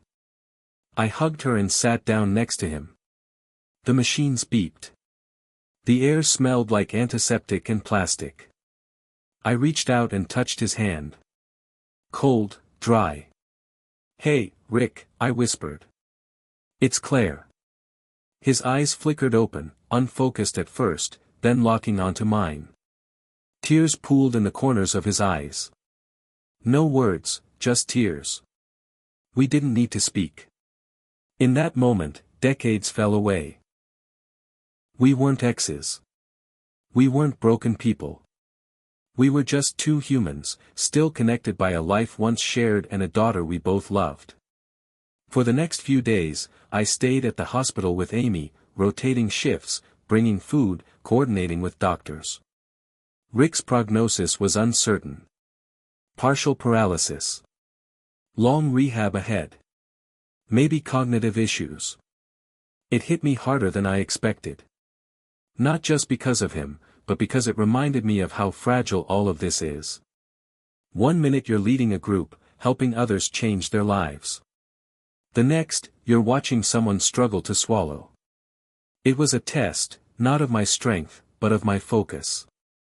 Could I keep choosing health, hope, and grace even when the storm hit close to home? I decided I could.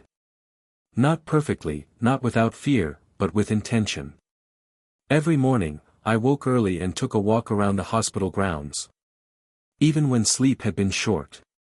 Even when my emotions felt heavy. The movement grounded me.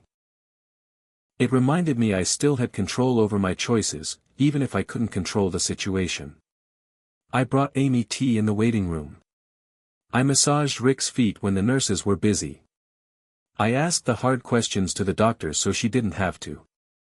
I was the version of myself I'd spent months becoming, resilient, present, and strong. One afternoon, after a particularly long meeting with the rehab coordinator, Amy and I sat outside under a tree. "I don't know how you're staying so calm through all this," she said. I took a deep breath. "Because I'm not trying to hold everything. Just what's mine." She looked confused. I explained. "I used to carry it all. Everyone's pain. Everyone's disappointment. But I've learned that I can only carry my part. The rest, I can hold space for. But I don't have to absorb it." She nodded slowly, tears in her eyes. "I think I'm still learning that." "Me too," I said. "Every day." The days that followed Rick's stroke were some of the toughest I'd ever faced, but they also brought a surprising clarity that transformed not only my outlook but my entire approach to health and life. What I learned from watching Rick struggle to regain his strength, and from navigating the uncertainty with Amy by my side, was this: health is not a static goal but a constant process, a dynamic interplay of mind, body, and spirit. Watching Rick relearn to speak and move, I realized how fragile our physical abilities are, and how much we take them for granted until they're threatened. But I also saw the fierce determination in his eyes, the same spark I'd found in myself during my own health transformation, and it reminded me that age or illness does not mean giving up. It means finding new ways to fight, to adapt, and to keep moving forward, no matter how slow the pace. I started thinking more about Elon Musk's relentless mindset, the way he doesn't accept impossible as an answer, even when building rockets or electric cars seems beyond reach. That mindset was exactly what seniors like Rick and me needed, especially when the world around us often assumes decline is inevitable and irreversible. It was about resilience, about refusing to settle for less just because of age. With this in mind, I began integrating Musk's philosophy into Reignite in a way that went beyond exercise and diet. I wanted to help people build mental toughness, emotional flexibility, and a sense of purpose that could carry them through setbacks. So I started sharing stories of failures turned into breakthroughs, not just my own but from other seniors who refused to quit despite health scares, losses, or loneliness. We talked about grit, patience, and vision.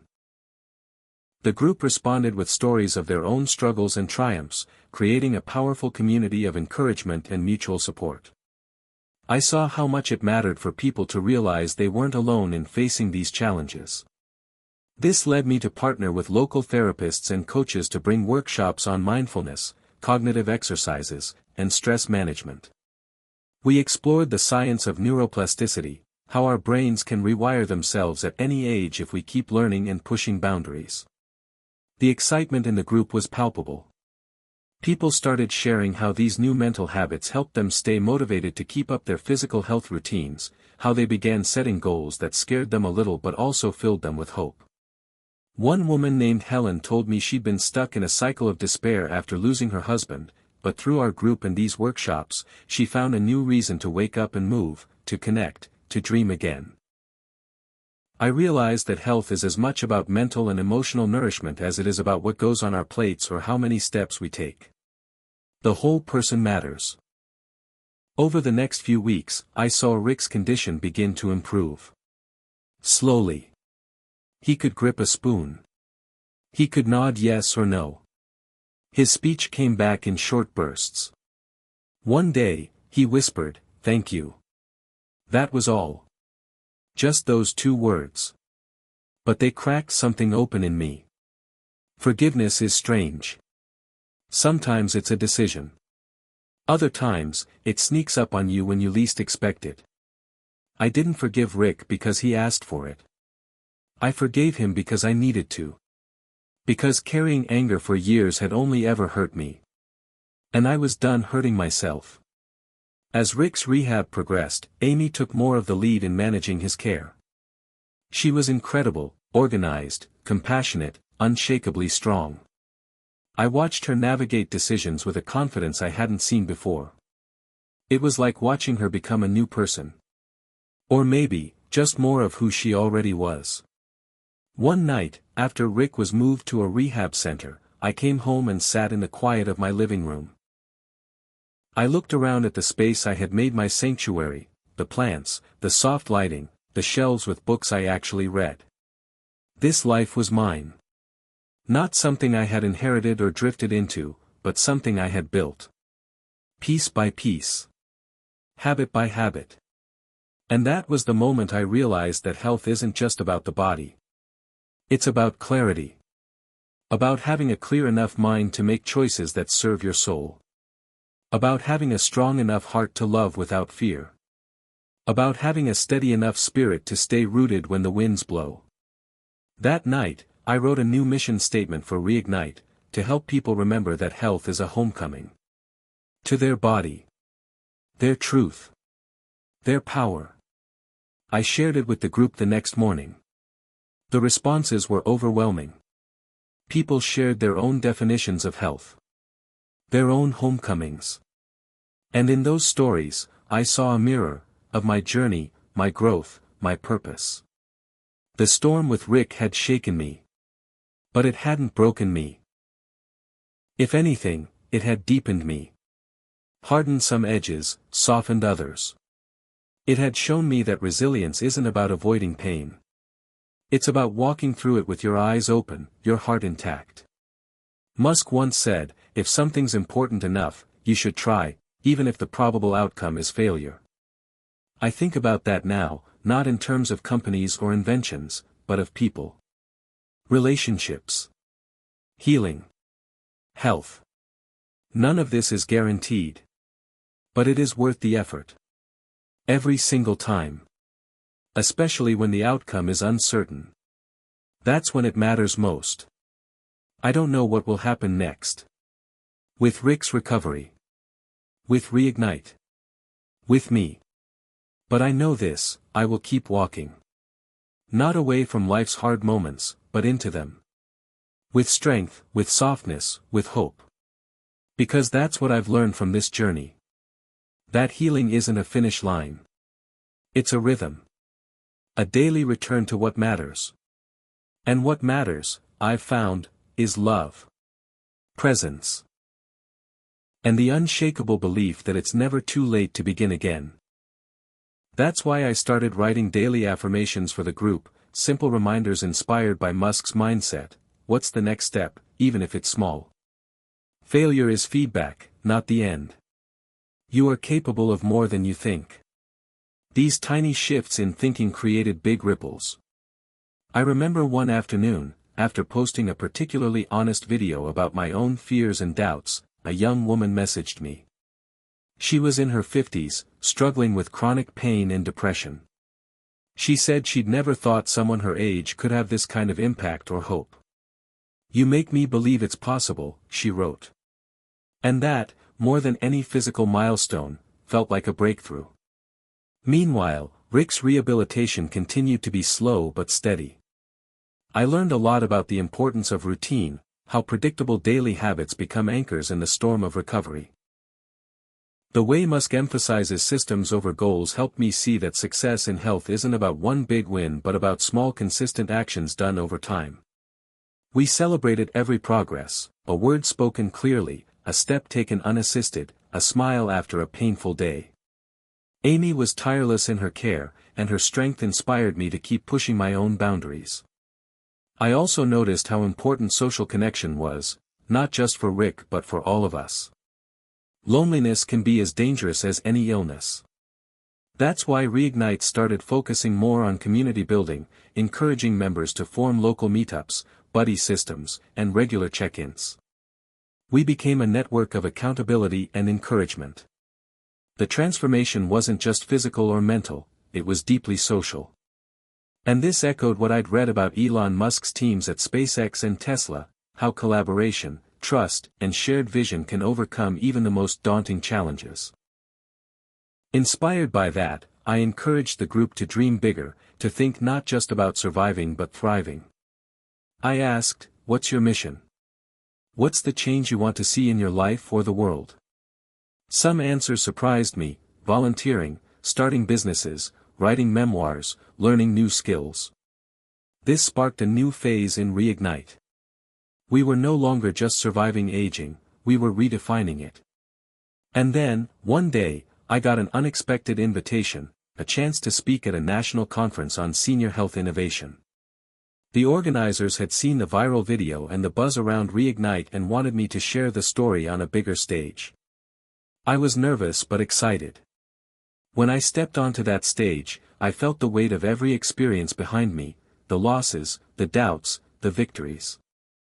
I spoke honestly about my journey and how Elon Musk's mindset taught me the power of relentless optimism and focus.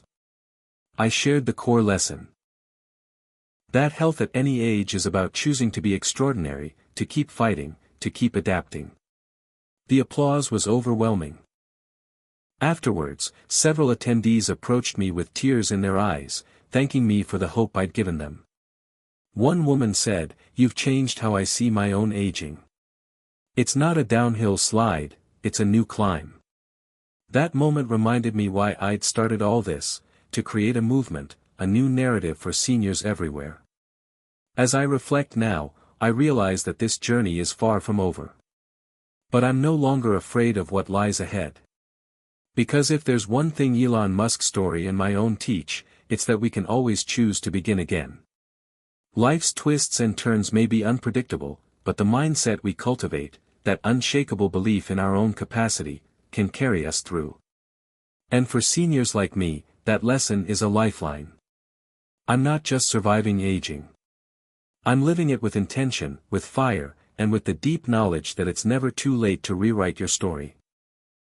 By the time I reached this point in my journey, I had learned that one of the most overlooked aspects of senior health wasn't exercise or diet, but something far more fundamental: sleep.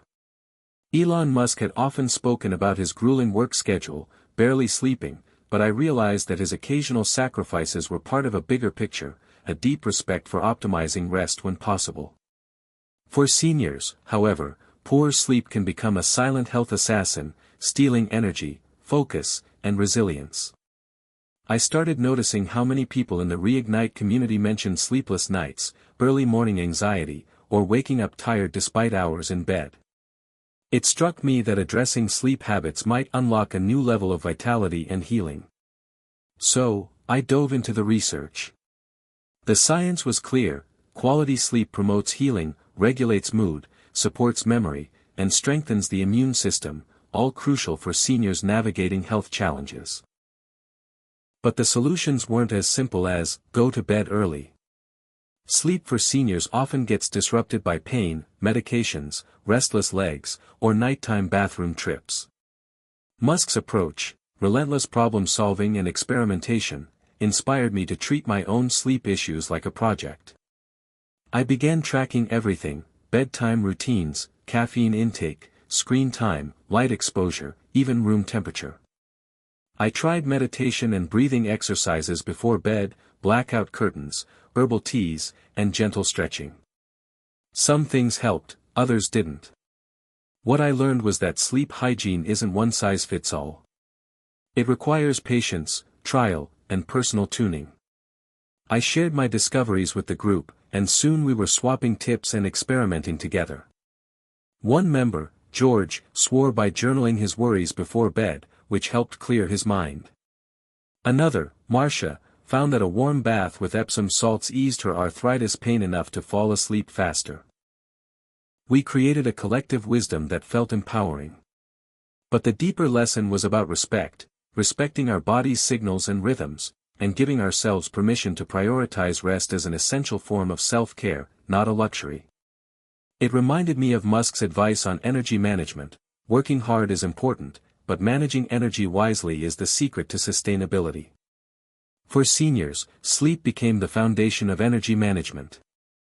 Around that time, I also started noticing how my mindset around aging was shifting more and more. The "getting old" narrative so common in society, the assumptions of decline, dependency, and loneliness, felt like a cage I was determined to break out of. Inspired by Musk's defiance of norms and willingness to disrupt industries, I began questioning every limiting belief I had internalized about aging.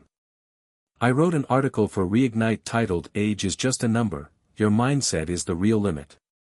It struck a chord with many, sparking lively discussions. Some members shared stories of late-in-life reinvention, from starting new careers to picking up hobbies they'd abandoned decades ago. I encouraged the group to reflect on their own age stories, and challenged them actively. This was more than positive thinking, it was a call to rewrite the script.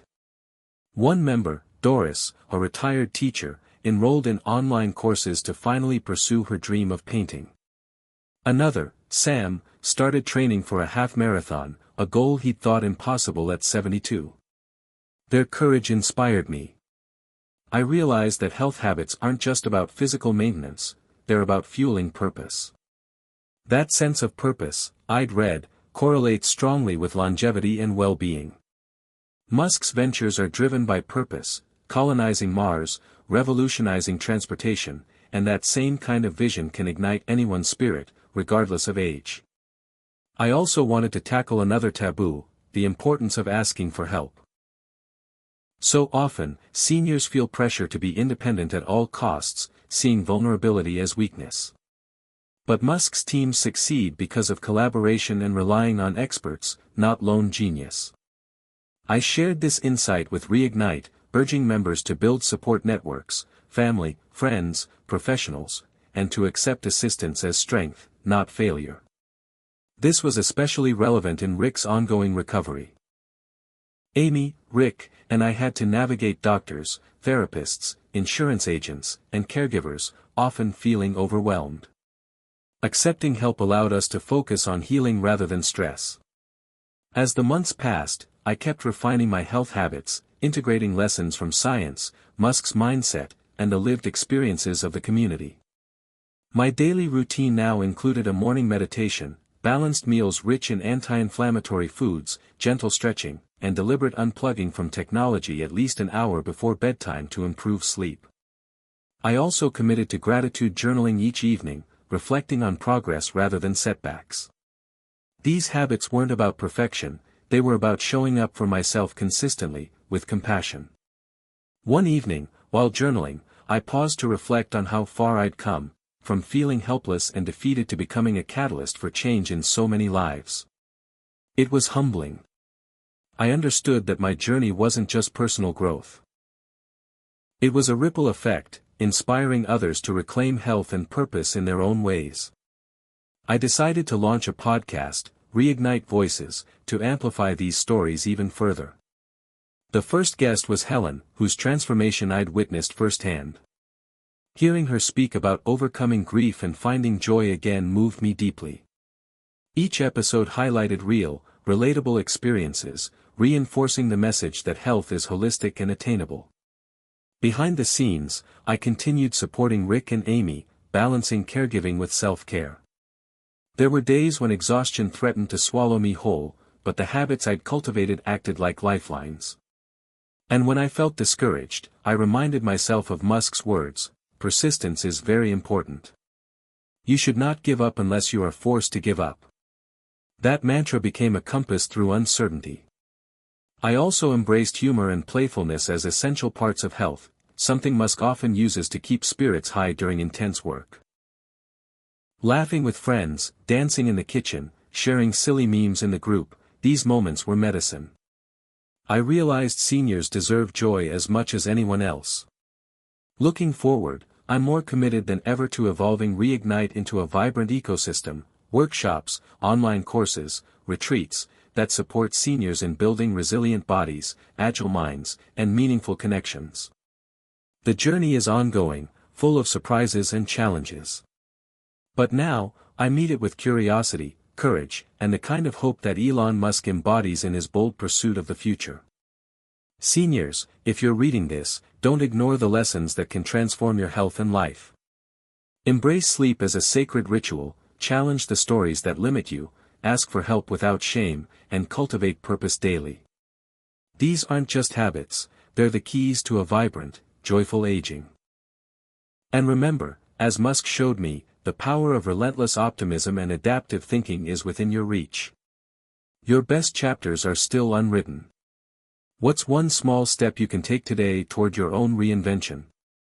The energy and excitement in the Reignite community had reached a new peak, and I realized that to keep this momentum going, I needed to tackle one of the biggest hidden saboteurs of senior health, chronic stress. While physical exercise, diet, and sleep are often spotlighted, stress quietly undermines well-being, weakening the immune system, increasing inflammation, and sapping motivation. Elon Musk's life, despite its visible successes, wasn't without incredible pressure, deadlines, public scrutiny, and immense responsibility. What struck me most was not that Musk avoided stress, but that he used it as fuel, harnessing tension to sharpen focus and drive innovation. I wanted to help seniors reframe stress the same way. Not as a foe, but as a signal and source of energy if managed wisely. I started by exploring stress physiology with the Reignite group, explaining how chronic stress keeps the body stuck in fight-or-flight mode, raising cortisol levels and risking everything from heart disease to cognitive decline. But I also introduced tools for transforming stress, mindfulness, controlled breathing, and cognitive reframing techniques. We experimented with simple practices like box breathing, inhale for 4 seconds, hold for 4, exhale for 4, hold for 4, which helped calm the nervous system quickly. Group members reported feeling more centered and less overwhelmed after even a few minutes. We shared stories about stressful moments, losing a loved one, financial worries, health scares, and how those experiences could be navigated with grace instead of despair. I encouraged the mindset Musk models, seeing problems as puzzles to solve rather than insurmountable barriers. The shift wasn't easy for many, but little by little, the group became a safe space to process emotions and practice resilience. At this point, I introduced the idea of micromeditations, short, frequent pauses during the day to reset mental tension. Whether waiting for a bus or sitting quietly after a meal, these brief moments helped build awareness and calm. I found myself using them too, especially when caregiving demands for Rick became intense. One of the most powerful moments came when George, a retired firefighter, shared how mindfulness helped him cope with PTSD symptoms he'd lived with for decades. Hearing his vulnerability reminded us all that healing isn't linear or perfect, it's about progress and kindness toward oneself. Inspired by these breakthroughs, I partnered with a local yoga instructor to offer gentle movement classes focused on breath and stress relief. Attendance was enthusiastic.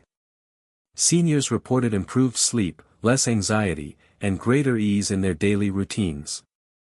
We also began incorporating visualization techniques, encouraging members to picture themselves overcoming obstacles or achieving health goals, which Musk has mentioned using to maintain clarity under pressure. These exercises sparked creativity and confidence. I realized stress management was deeply connected to empowerment. When people felt equipped to handle challenges, they were more likely to take positive health actions rather than retreat into fear or apathy. The ripple effect in Reignite was profound. People started making bolder choices, trying new activities, reconnecting with family, pursuing dreams previously shelved. Rick's recovery, though still slow, had become more hopeful because we managed stress better as a family. Amy and I found moments of calm that replenished our energy reserves. Around this time, I reflected on the role of purpose and meaning in stress resilience. Musk's vision of changing the world isn't just ambition, it's a deep source of motivation that buffers against burnout. I encouraged the group to reconnect with their own why, what drives them to keep pushing, despite difficulties. For some, it was family, for others, faith or creative expression. This anchoring helped reduce existential stress and gave each day renewed significance. We also addressed the importance of humor and playfulness as natural stress antidotes. Seniors shared jokes, funny stories, and light-hearted challenges, reminding us all that laughter truly is medicine. I adopted a more playful attitude myself, sharing memes and silly anecdotes in our online forums. It made the journey feel less heavy and more joyful. As the weeks passed, I noticed something remarkable: many members were becoming not just survivors but leaders. They were mentoring newcomers, organizing meetups, and advocating for senior health awareness in their communities. The mindset shift was spreading. Musk's example of leadership, grounded in vision but fueled by grit and collaboration, had taken root in unexpected ways.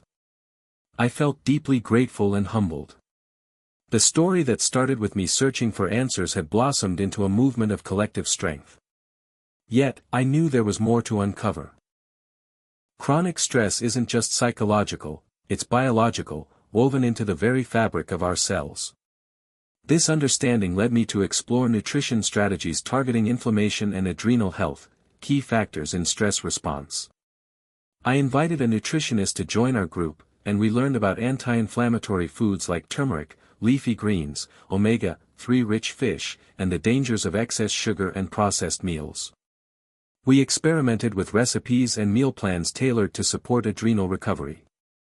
The feedback was inspiring: less fatigue, more stable moods, improved digestion. Combining nutrition with mindfulness and movement created a holistic approach that felt sustainable and empowering. As Rick regained some mobility, I reflected on the importance of celebrating every victory, no matter how small. Musk's teams often iterate rapidly, learning from mistakes and adapting. I encouraged Reignite members to adopt this iterative mindset for their health habits. Viewing setbacks not as failures but as data points guiding the next step. This reframing helped reduce guilt and self-judgment, boosting resilience. Towards the end of this chapter in my journey, I began drafting a guidebook compiling these insights, a practical resource for seniors to reclaim health through mindset, stress management, nutrition, and community. I envisioned it as a legacy, a way to pass forward what I'd learned so others wouldn't feel as lost or alone. In quiet moments, I thought about Musk's often quoted mantra: when something is important enough, you do it even if the odds are not in your favor. That resonated deeply. For seniors facing health struggles and societal doubt, reclaiming vitality is absolutely important, worth every effort and challenge. As I close this chapter, I invite you to consider your own relationship with stress. What story are you telling yourself about the challenges you face? Can you see stress as a teacher, a signal, and even a source of strength? What small step can you take today to press pause, breathe deeply, and choose resilience? The power is in your hands. You are capable of transformation at any age. Don't ignore this. Seniors, it's your time to ignite, to rise, and to show the world that vitality is a mindset, a practice, and a choice. And just like Elon Musk defies expectations with every bold move, so can you. After months of exploring mindset, sleep, stress, and nutrition, I realized the next frontier was technology, something Elon Musk is famously obsessed with, and how it could revolutionize health for seniors. While many might imagine tech as complicated or intimidating, I discovered that, when used wisely, technology can be a powerful ally in managing health, staying connected, and enhancing quality of life. Early on, I was skeptical about how much a smartphone app or wearable device could help someone like me or the seniors in Reignite. But Musk's ventures, Tesla's smart cars, SpaceX's advanced rockets, and Neuralink's brain-machine interface, reminded me that innovation is about solving real problems with practical tools. So, I started experimenting with simple gadgets, fitness trackers to monitor steps and heart rate, meditation apps to guide relaxation, and medication reminders to keep schedules on track. The impact was immediate. Members who had struggled with consistency suddenly found motivation in tracking progress. Seeing daily steps or sleep quality became a game changer. It created a sense of accountability and achievement that encouraged positive habits. We formed a tech support subgroup within Reignite to help members navigate devices, share tips, and troubleshoot common issues. The learning curve was steep for some, but the community's patience and humor turned it into a bonding experience. I also explored telemedicine options, realizing how vital access to healthcare could be improved for seniors with mobility or transportation challenges. Musk's forward-thinking approach to accessibility inspired me to advocate for more virtual health consultations and remote monitoring solutions. This shift reduced stress for many and allowed quicker adjustments to treatments. One memorable story came from Marcia, who lives in a rural town. Through a telehealth program I connected her with, she was able to consult specialists without long drives. Her health stabilized, and she felt empowered to take control of her care. Inspired by these successes, I organized webinars on digital literacy, focusing on how seniors could safely use technology to improve health and social connections. Topics ranged from online exercise classes to virtual support groups, highlighting how the digital world can shrink isolation. Beyond individual benefits, technology enabled us to collect data within Reignite, tracking health trends, challenges, and wins. This information helped tailor programs more effectively and demonstrated the power of data-driven decision-making, something Musk's companies rely on heavily. Throughout this tech journey, I emphasized balance. Technology is a tool, not a replacement for human connection or self-awareness. We discussed screen time limits, digital detoxes, and mindful use to avoid burnout or dependence. This thoughtful approach mirrored Musk's balance of innovation with real-world practicality. On a personal level, I integrated technology into my routine but prioritized unplugging each evening to protect my sleep and mental health. The transformation wasn't just about gadgets but about expanding possibilities and breaking stereotypes that seniors can't keep up with innovation. I noticed a growing confidence among Reignite members, not just in using technology, but in embracing change and learning new skills at any age. That confidence spilled into other areas of life, encouraging creativity and curiosity. I saw people taking online courses, exploring new hobbies, and sharing ideas with younger generations. The stigma of aging as decline was being replaced with a narrative of growth and empowerment. Reflecting on this, I realized the lesson Elon Musk embodies: to constantly question limits and seek solutions where others see barriers. For seniors, this meant adopting a mindset of lifelong learning and openness to new tools that enhance life quality. This chapter in my journey was about bridging generations, merging wisdom with innovation, and demonstrating that health habits evolve with technology. As Reignite grew, we began collaborating with local libraries, senior centers, and tech companies to expand access and education. Our impact extended beyond health, it fostered community engagement and purpose. I also launched a podcast episode dedicated to tech tips for seniors, featuring experts and real-life success stories. The feedback was overwhelmingly positive. Many shared that the fear of technology was replaced by excitement and newfound independence. And that, to me, was the ultimate victory. If there's one message I want to leave you with here, it's this: don't let age or fear hold you back from embracing the tools that can empower your health and happiness. Approach technology with curiosity, patience, and support, and watch how it opens doors to new possibilities. Remember Elon Musk's relentless pursuit of progress and apply it to your own life. Keep experimenting, learning, and adapting. Your journey to vibrant health includes embracing innovation. What's one tech step you can try this week?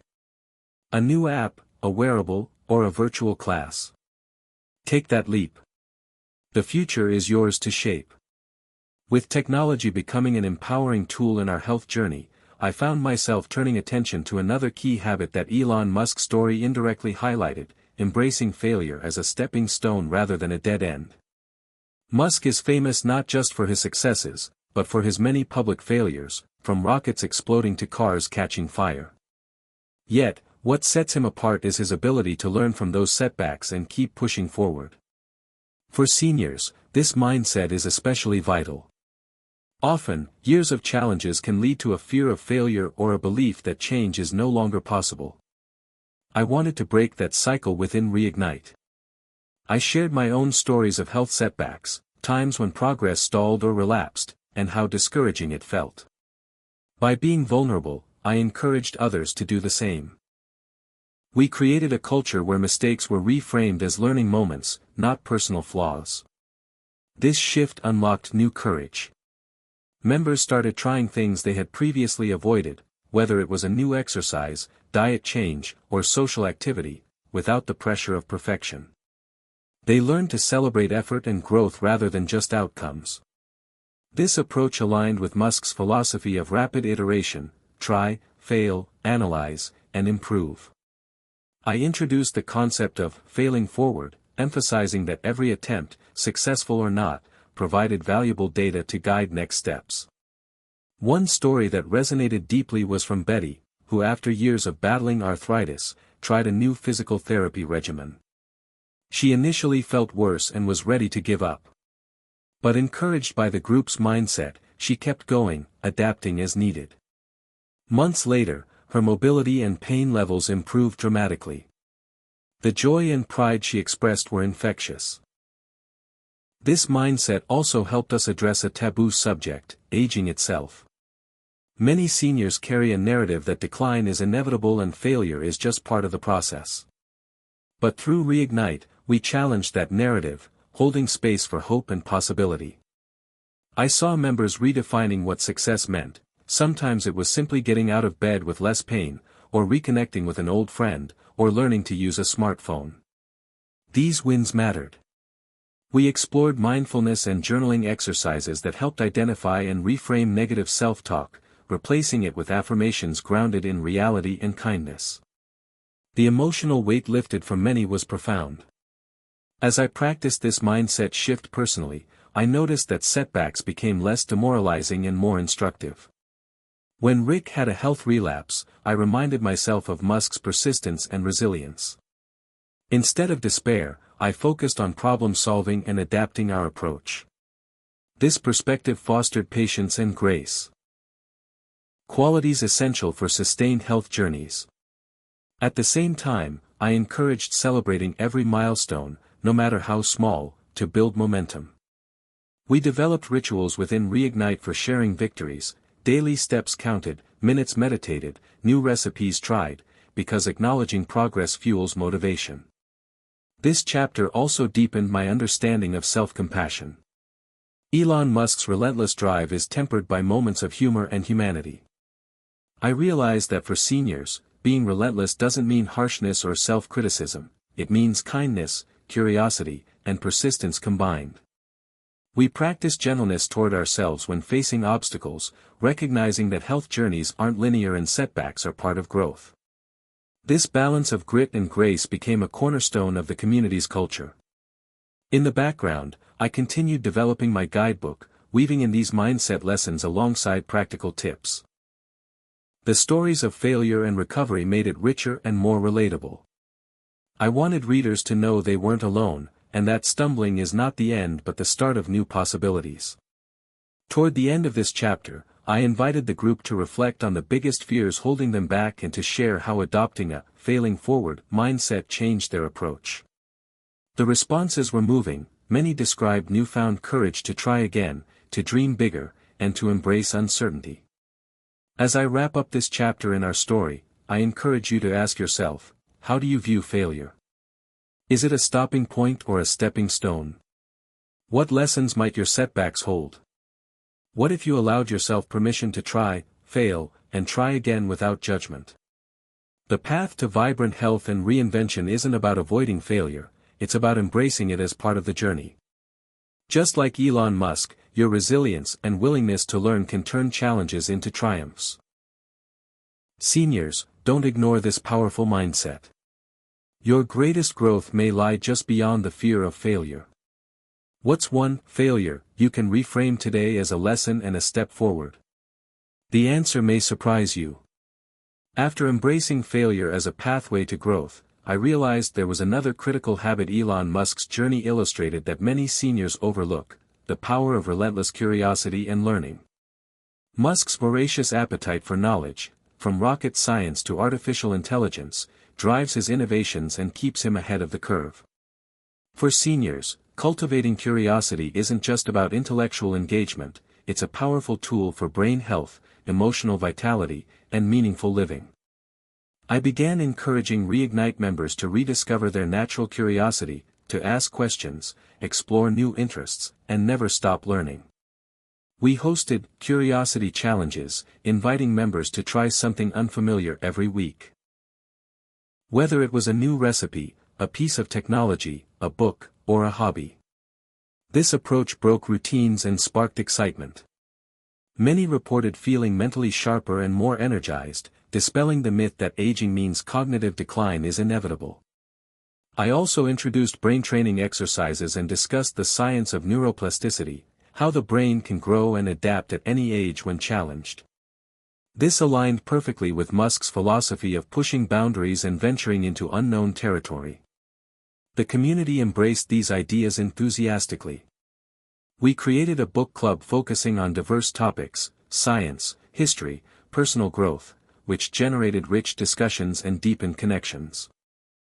We invited guest speakers, from nutritionists to tech experts, who brought fresh perspectives and inspired new questions. On a personal level, I took up learning guitar, a long-neglected dream. It was awkward and difficult at first, but the process ignited joy and satisfaction. Rick cheered me on, and this shared journey of discovery strengthened our bond. We also explored creative outlets like painting, writing, and photography, recognizing that curiosity is not limited to academic pursuits but flourishes in art and self-expression. Another important aspect was embracing the unknown without fear. Musk's ventures into space and AI involve tremendous uncertainty, yet he advances with boldness rooted in preparation and learning. I encouraged seniors to lean into the discomfort of not knowing, reframing it as a space of opportunity and growth. This mindset made trying new health habits less intimidating. We shared stories of breakthroughs that came from stepping outside comfort zones. Joining a dance class, adopting a plant-based diet, volunteering in new ways. The benefits rippled beyond physical health into emotional resilience and social enrichment. I noticed that curiosity also fostered optimism, a belief in possibilities rather than limitations. This hope energized the group, helping members sustain efforts even when progress was slow or setbacks occurred. It reminded me of Musk's quote, "Some people don't like change, but you need to embrace change if the alternative is disaster." For seniors, embracing change through curiosity becomes a lifeline to thriving rather than merely surviving. I also emphasize the importance of asking questions, not just to others but to oneself. What do I want to learn today? What assumptions can I challenge? What new perspectives can I consider? This reflective questioning nurtured self-awareness and intentionality in health decisions. In this phase, I saw members becoming more active agents in their well-being. Seeking information, advocating for themselves with doctors, and tailoring habits to fit their evolving needs. The community's energy was contagious. People started sharing discoveries on social media, blogging about their journeys, and inspiring others beyond our group. This ripple effect demonstrated how curiosity and learning can fuel personal and collective transformation. As I prepared to write the next section of the guidebook, I wove in the science behind lifelong learning and brain health, practical tips for cultivating curiosity, and inspiring stories from Reignite. I wanted readers to know that curiosity is not a luxury but a vital habit that sustains mind, body, and spirit. Reflecting on this chapter, I invite you to ask, when was the last time you tried something new just for the joy of learning? What sparks your curiosity now? How can you nurture that spark to fuel your health and happiness? Remember, age is no barrier to growth. Each question, each new skill, each fresh perspective builds resilience and vitality. Seniors, this is your invitation to keep exploring, questioning, and expanding. What's one new thing you can try this week to ignite your curiosity? The journey of health and life is an endless adventure waiting for your discovery. With curiosity fueling our momentum, the next vital lesson I gleaned from Elon Musk's journey was the importance of visionary goal setting combined with practical action. Musk doesn't just dream. He sets bold, almost unimaginable goals, like colonizing Mars, but backs them with relentless focus on daily tasks. For seniors, setting meaningful goals often takes a backseat to simply getting by, but I realized that having clear, purposeful objectives can ignite motivation and bring structure to health habits. In Reignite, I encouraged members to think beyond generic goals like lose weight or exercise more and instead identify deeply personal, inspiring targets. For some, it was dancing at a granddaughter's wedding; for others, hiking a favorite trail again or regaining enough strength to volunteer. These aspirational goals sparked commitment and joy. To translate vision into action, we broke big goals into manageable steps, celebrating each small win. This method aligned with Musk's approach of breaking complex problems into solvable parts. Members tracked progress, adjusted plans, and learned to be flexible while maintaining focus. We also discussed the power of visualization, picturing success vividly to build belief and reinforce habits.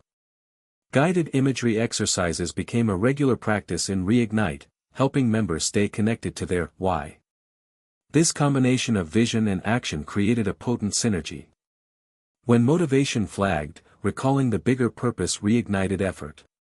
I also emphasized the importance of accountability and support.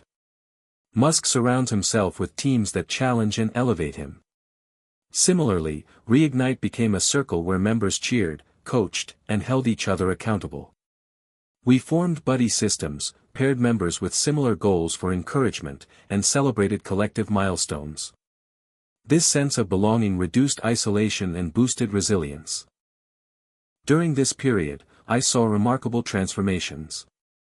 George, the retired firefighter, reached his goal of walking his granddaughter down the aisle after months of steady progress. Betty, after overcoming arthritis setbacks, completed a community volunteer project she had postponed for years. These victories were more than physical, they restored dignity, confidence, and purpose. I realized that goal setting isn't just a tool for achievement, it's a source of meaning that enriches life. Reflecting on Musk's mindset, I also acknowledged the role of risk-taking in pursuing goals. Musk often bets everything on audacious projects despite uncertainty. I encouraged seniors to embrace calculated risks, trying new activities, changing routines, or speaking up for their health. This boldness challenged fears of failure and opened doors to growth.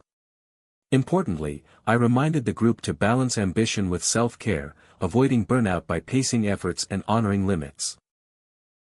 This balance mirrors Musk's own challenges managing intense workloads and stress. We also tackled the challenge of adjusting goals as circumstances change. Aging brings shifts in capabilities and priorities, and flexibility is key. We practiced revisiting and revising goals with compassion and realism, recognizing progress in any form. This adaptability reduced frustration and kept motivation alive. Throughout, I shared stories of Musk's iterative processes, how failures led to pivots and refinements, not giving up. This narrative resonated deeply. As the guidebook took shape, this chapter on visionary goal setting and practical steps became a beacon for readers, inspiring them to dream boldly while embracing the journey. To close this chapter, I ask you, what's your big, meaningful health goal? What vision lights your path? How can you break it down into steps that feel doable and joyful? Who can support you along the way? Remember, like Elon Musk, your dreams are valid and powerful at any age. Seniors, don't let uncertainty or doubt hold you back. Your goals are the fuel that can drive you toward a vibrant, fulfilling life. What's one bold step you can take today to move closer to your vision? The journey is yours, take it with courage and purpose. As the journey continued, I began to focus on another powerful lesson from Elon Musk's life that's often overlooked in discussions about health habits: embracing disruption and change as opportunities rather than threats. Musk's career is a testament to disrupting industries and challenging norms, whether it's reinventing the car with Tesla, shaking up space travel with SpaceX, or advancing neural tech with Neuralink. For seniors, this lesson hits close to home. Aging itself is a disruption, physical, emotional, social, and many fear or resist the inevitable changes it brings. But through Reignite, I witnessed that when seniors learn to welcome disruption with curiosity and flexibility, they open the door to growth and renewal. We started exploring this theme through conversations and workshops focused on navigating life transitions, retirement, loss, health challenges, and shifting roles in family and society. These changes can feel destabilizing, but we reframed them as chances to redefine purpose and create new paths. I encouraged members to reflect on past disruptions they had survived, divorce, career changes, moving homes, and how those experiences built resilience and wisdom. This reframing empowered them to face current challenges with confidence. We introduced practices for managing change, mindfulness to stay present, journaling to process emotions, and goal setting to create vision amid uncertainty. These tools helped ease anxiety and fostered a sense of control. Musk's willingness to question conventions inspired me to challenge societal narratives about aging, that it's a period of decline and loss. Instead, I advocated for a narrative of reinvention, growth, and continued contribution. We invited seniors who had reinvented their lives after 60 to share stories, starting new careers, learning new skills, volunteering, or launching businesses. These stories shattered stereotypes and ignited hope. On a practical level, we tackled common disruptions like health setbacks and mobility changes by exploring adaptive strategies and assistive technologies. This approach helped members maintain independence and quality of life. One memorable moment was when Helen, who had lost her spouse and was adjusting to living alone, spoke about how embracing disruption helped her find new friendships and purpose through volunteering. Her story inspired many to see change not as an end but as a door to new beginnings. As this chapter in Reignite unfolded, I observed a profound cultural shift in the group. Members grew more open to experimenting with new routines, social connections, and perspectives. Fear of change softened into acceptance and even excitement. I realized this mindset was essential for sustaining health habits long-term because life is unpredictable, and adaptability is key. Reflecting on Musk's ventures, I drew parallels between space exploration, venturing into unknown, risky territories, and aging, which is its own kind of exploration. Both require courage, innovation, and resilience. This perspective helped the group embrace uncertainty as a frontier for discovery. I also emphasized the importance of self-compassion during disruptive times, encouraging kindness toward oneself when progress feels slow or setbacks occur. This balance of courage and compassion became a powerful foundation for sustained growth. As I prepared to write this chapter in the guidebook, I included practical exercises to build adaptability and resilience, along with inspiring stories from the community. I wanted readers to know that disruption is not a foe but an ally in the journey toward vibrant health. To close this chapter, I invite you to consider, what disruptions have shaped your life? How can you reframe current or upcoming changes as opportunities? What new paths might open if you embrace uncertainty with curiosity and courage? Seniors, the ability to adapt and reinvent yourself is a gift that keeps giving. Like Elon Musk, see disruption not as a barrier but as a launchpad for new adventures. What's one change you can welcome today that might lead to unexpected growth? The future is unwritten, embrace it boldly. As the Reignite community blossomed, one final, profound lesson from Elon Musk's journey crystallized for me: the incredible power of purpose-driven work and contribution. Musk's ventures are not merely business pursuits but missions to transform humanity's future, whether by making life multiplanetary or accelerating sustainable energy. For seniors, this lesson speaks directly to the deep human need for meaning and legacy, which is often heightened in later years. I realize that health habits are sustained not just by physical routines but by the why that fuels them. Without purpose, motivation wanes. In Reignite, I encouraged members to connect their health goals to larger values and contributions. What difference did they want to make? How could their improved health serve their loved ones, communities, or causes? This connection infused habits with deeper significance. We shared stories of seniors who, after focusing on purpose, found renewed energy to exercise, eat well, and engage socially, not just for themselves but to support grandchildren, volunteer, mentor, or advocate. Purpose became a powerful motivator. I noticed that aligning health habits with meaningful goals created resilience during setbacks. When fatigue or pain threatened to derail progress, remembering the larger mission rekindled determination. For example, Maria, inspired to stay active to dance at her daughter's wedding, pushed through difficult days. George's commitment to volunteer at the local fire department's charity gave him strength to regain mobility after surgery. We explored how purpose affects brain chemistry, releasing dopamine and oxytocin, boosting mood and engagement, which explained why meaningful work energizes us.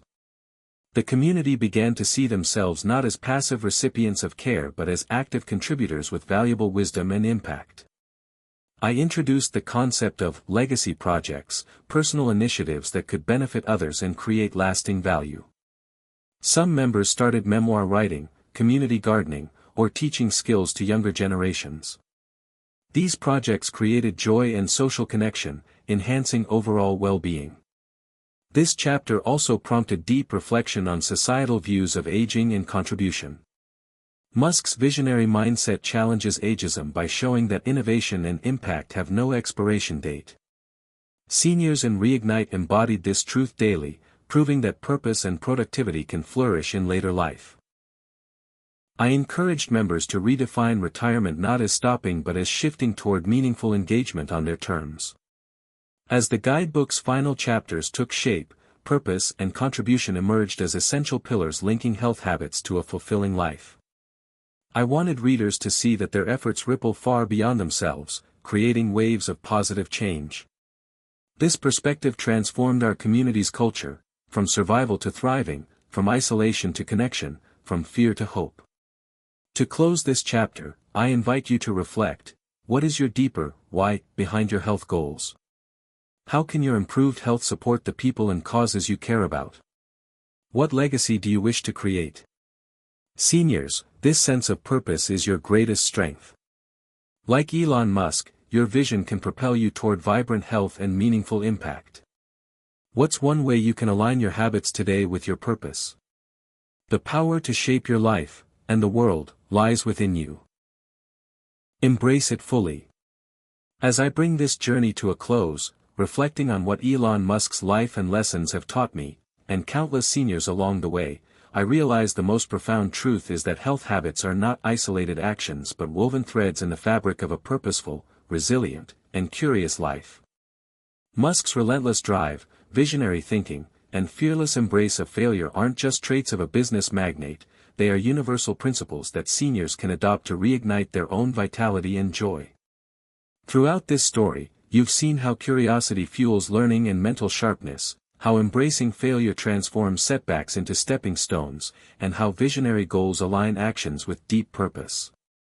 You've witnessed how adapting to change and disruption opens new paths, and how connecting habits to meaning sustains motivation even in the toughest moments.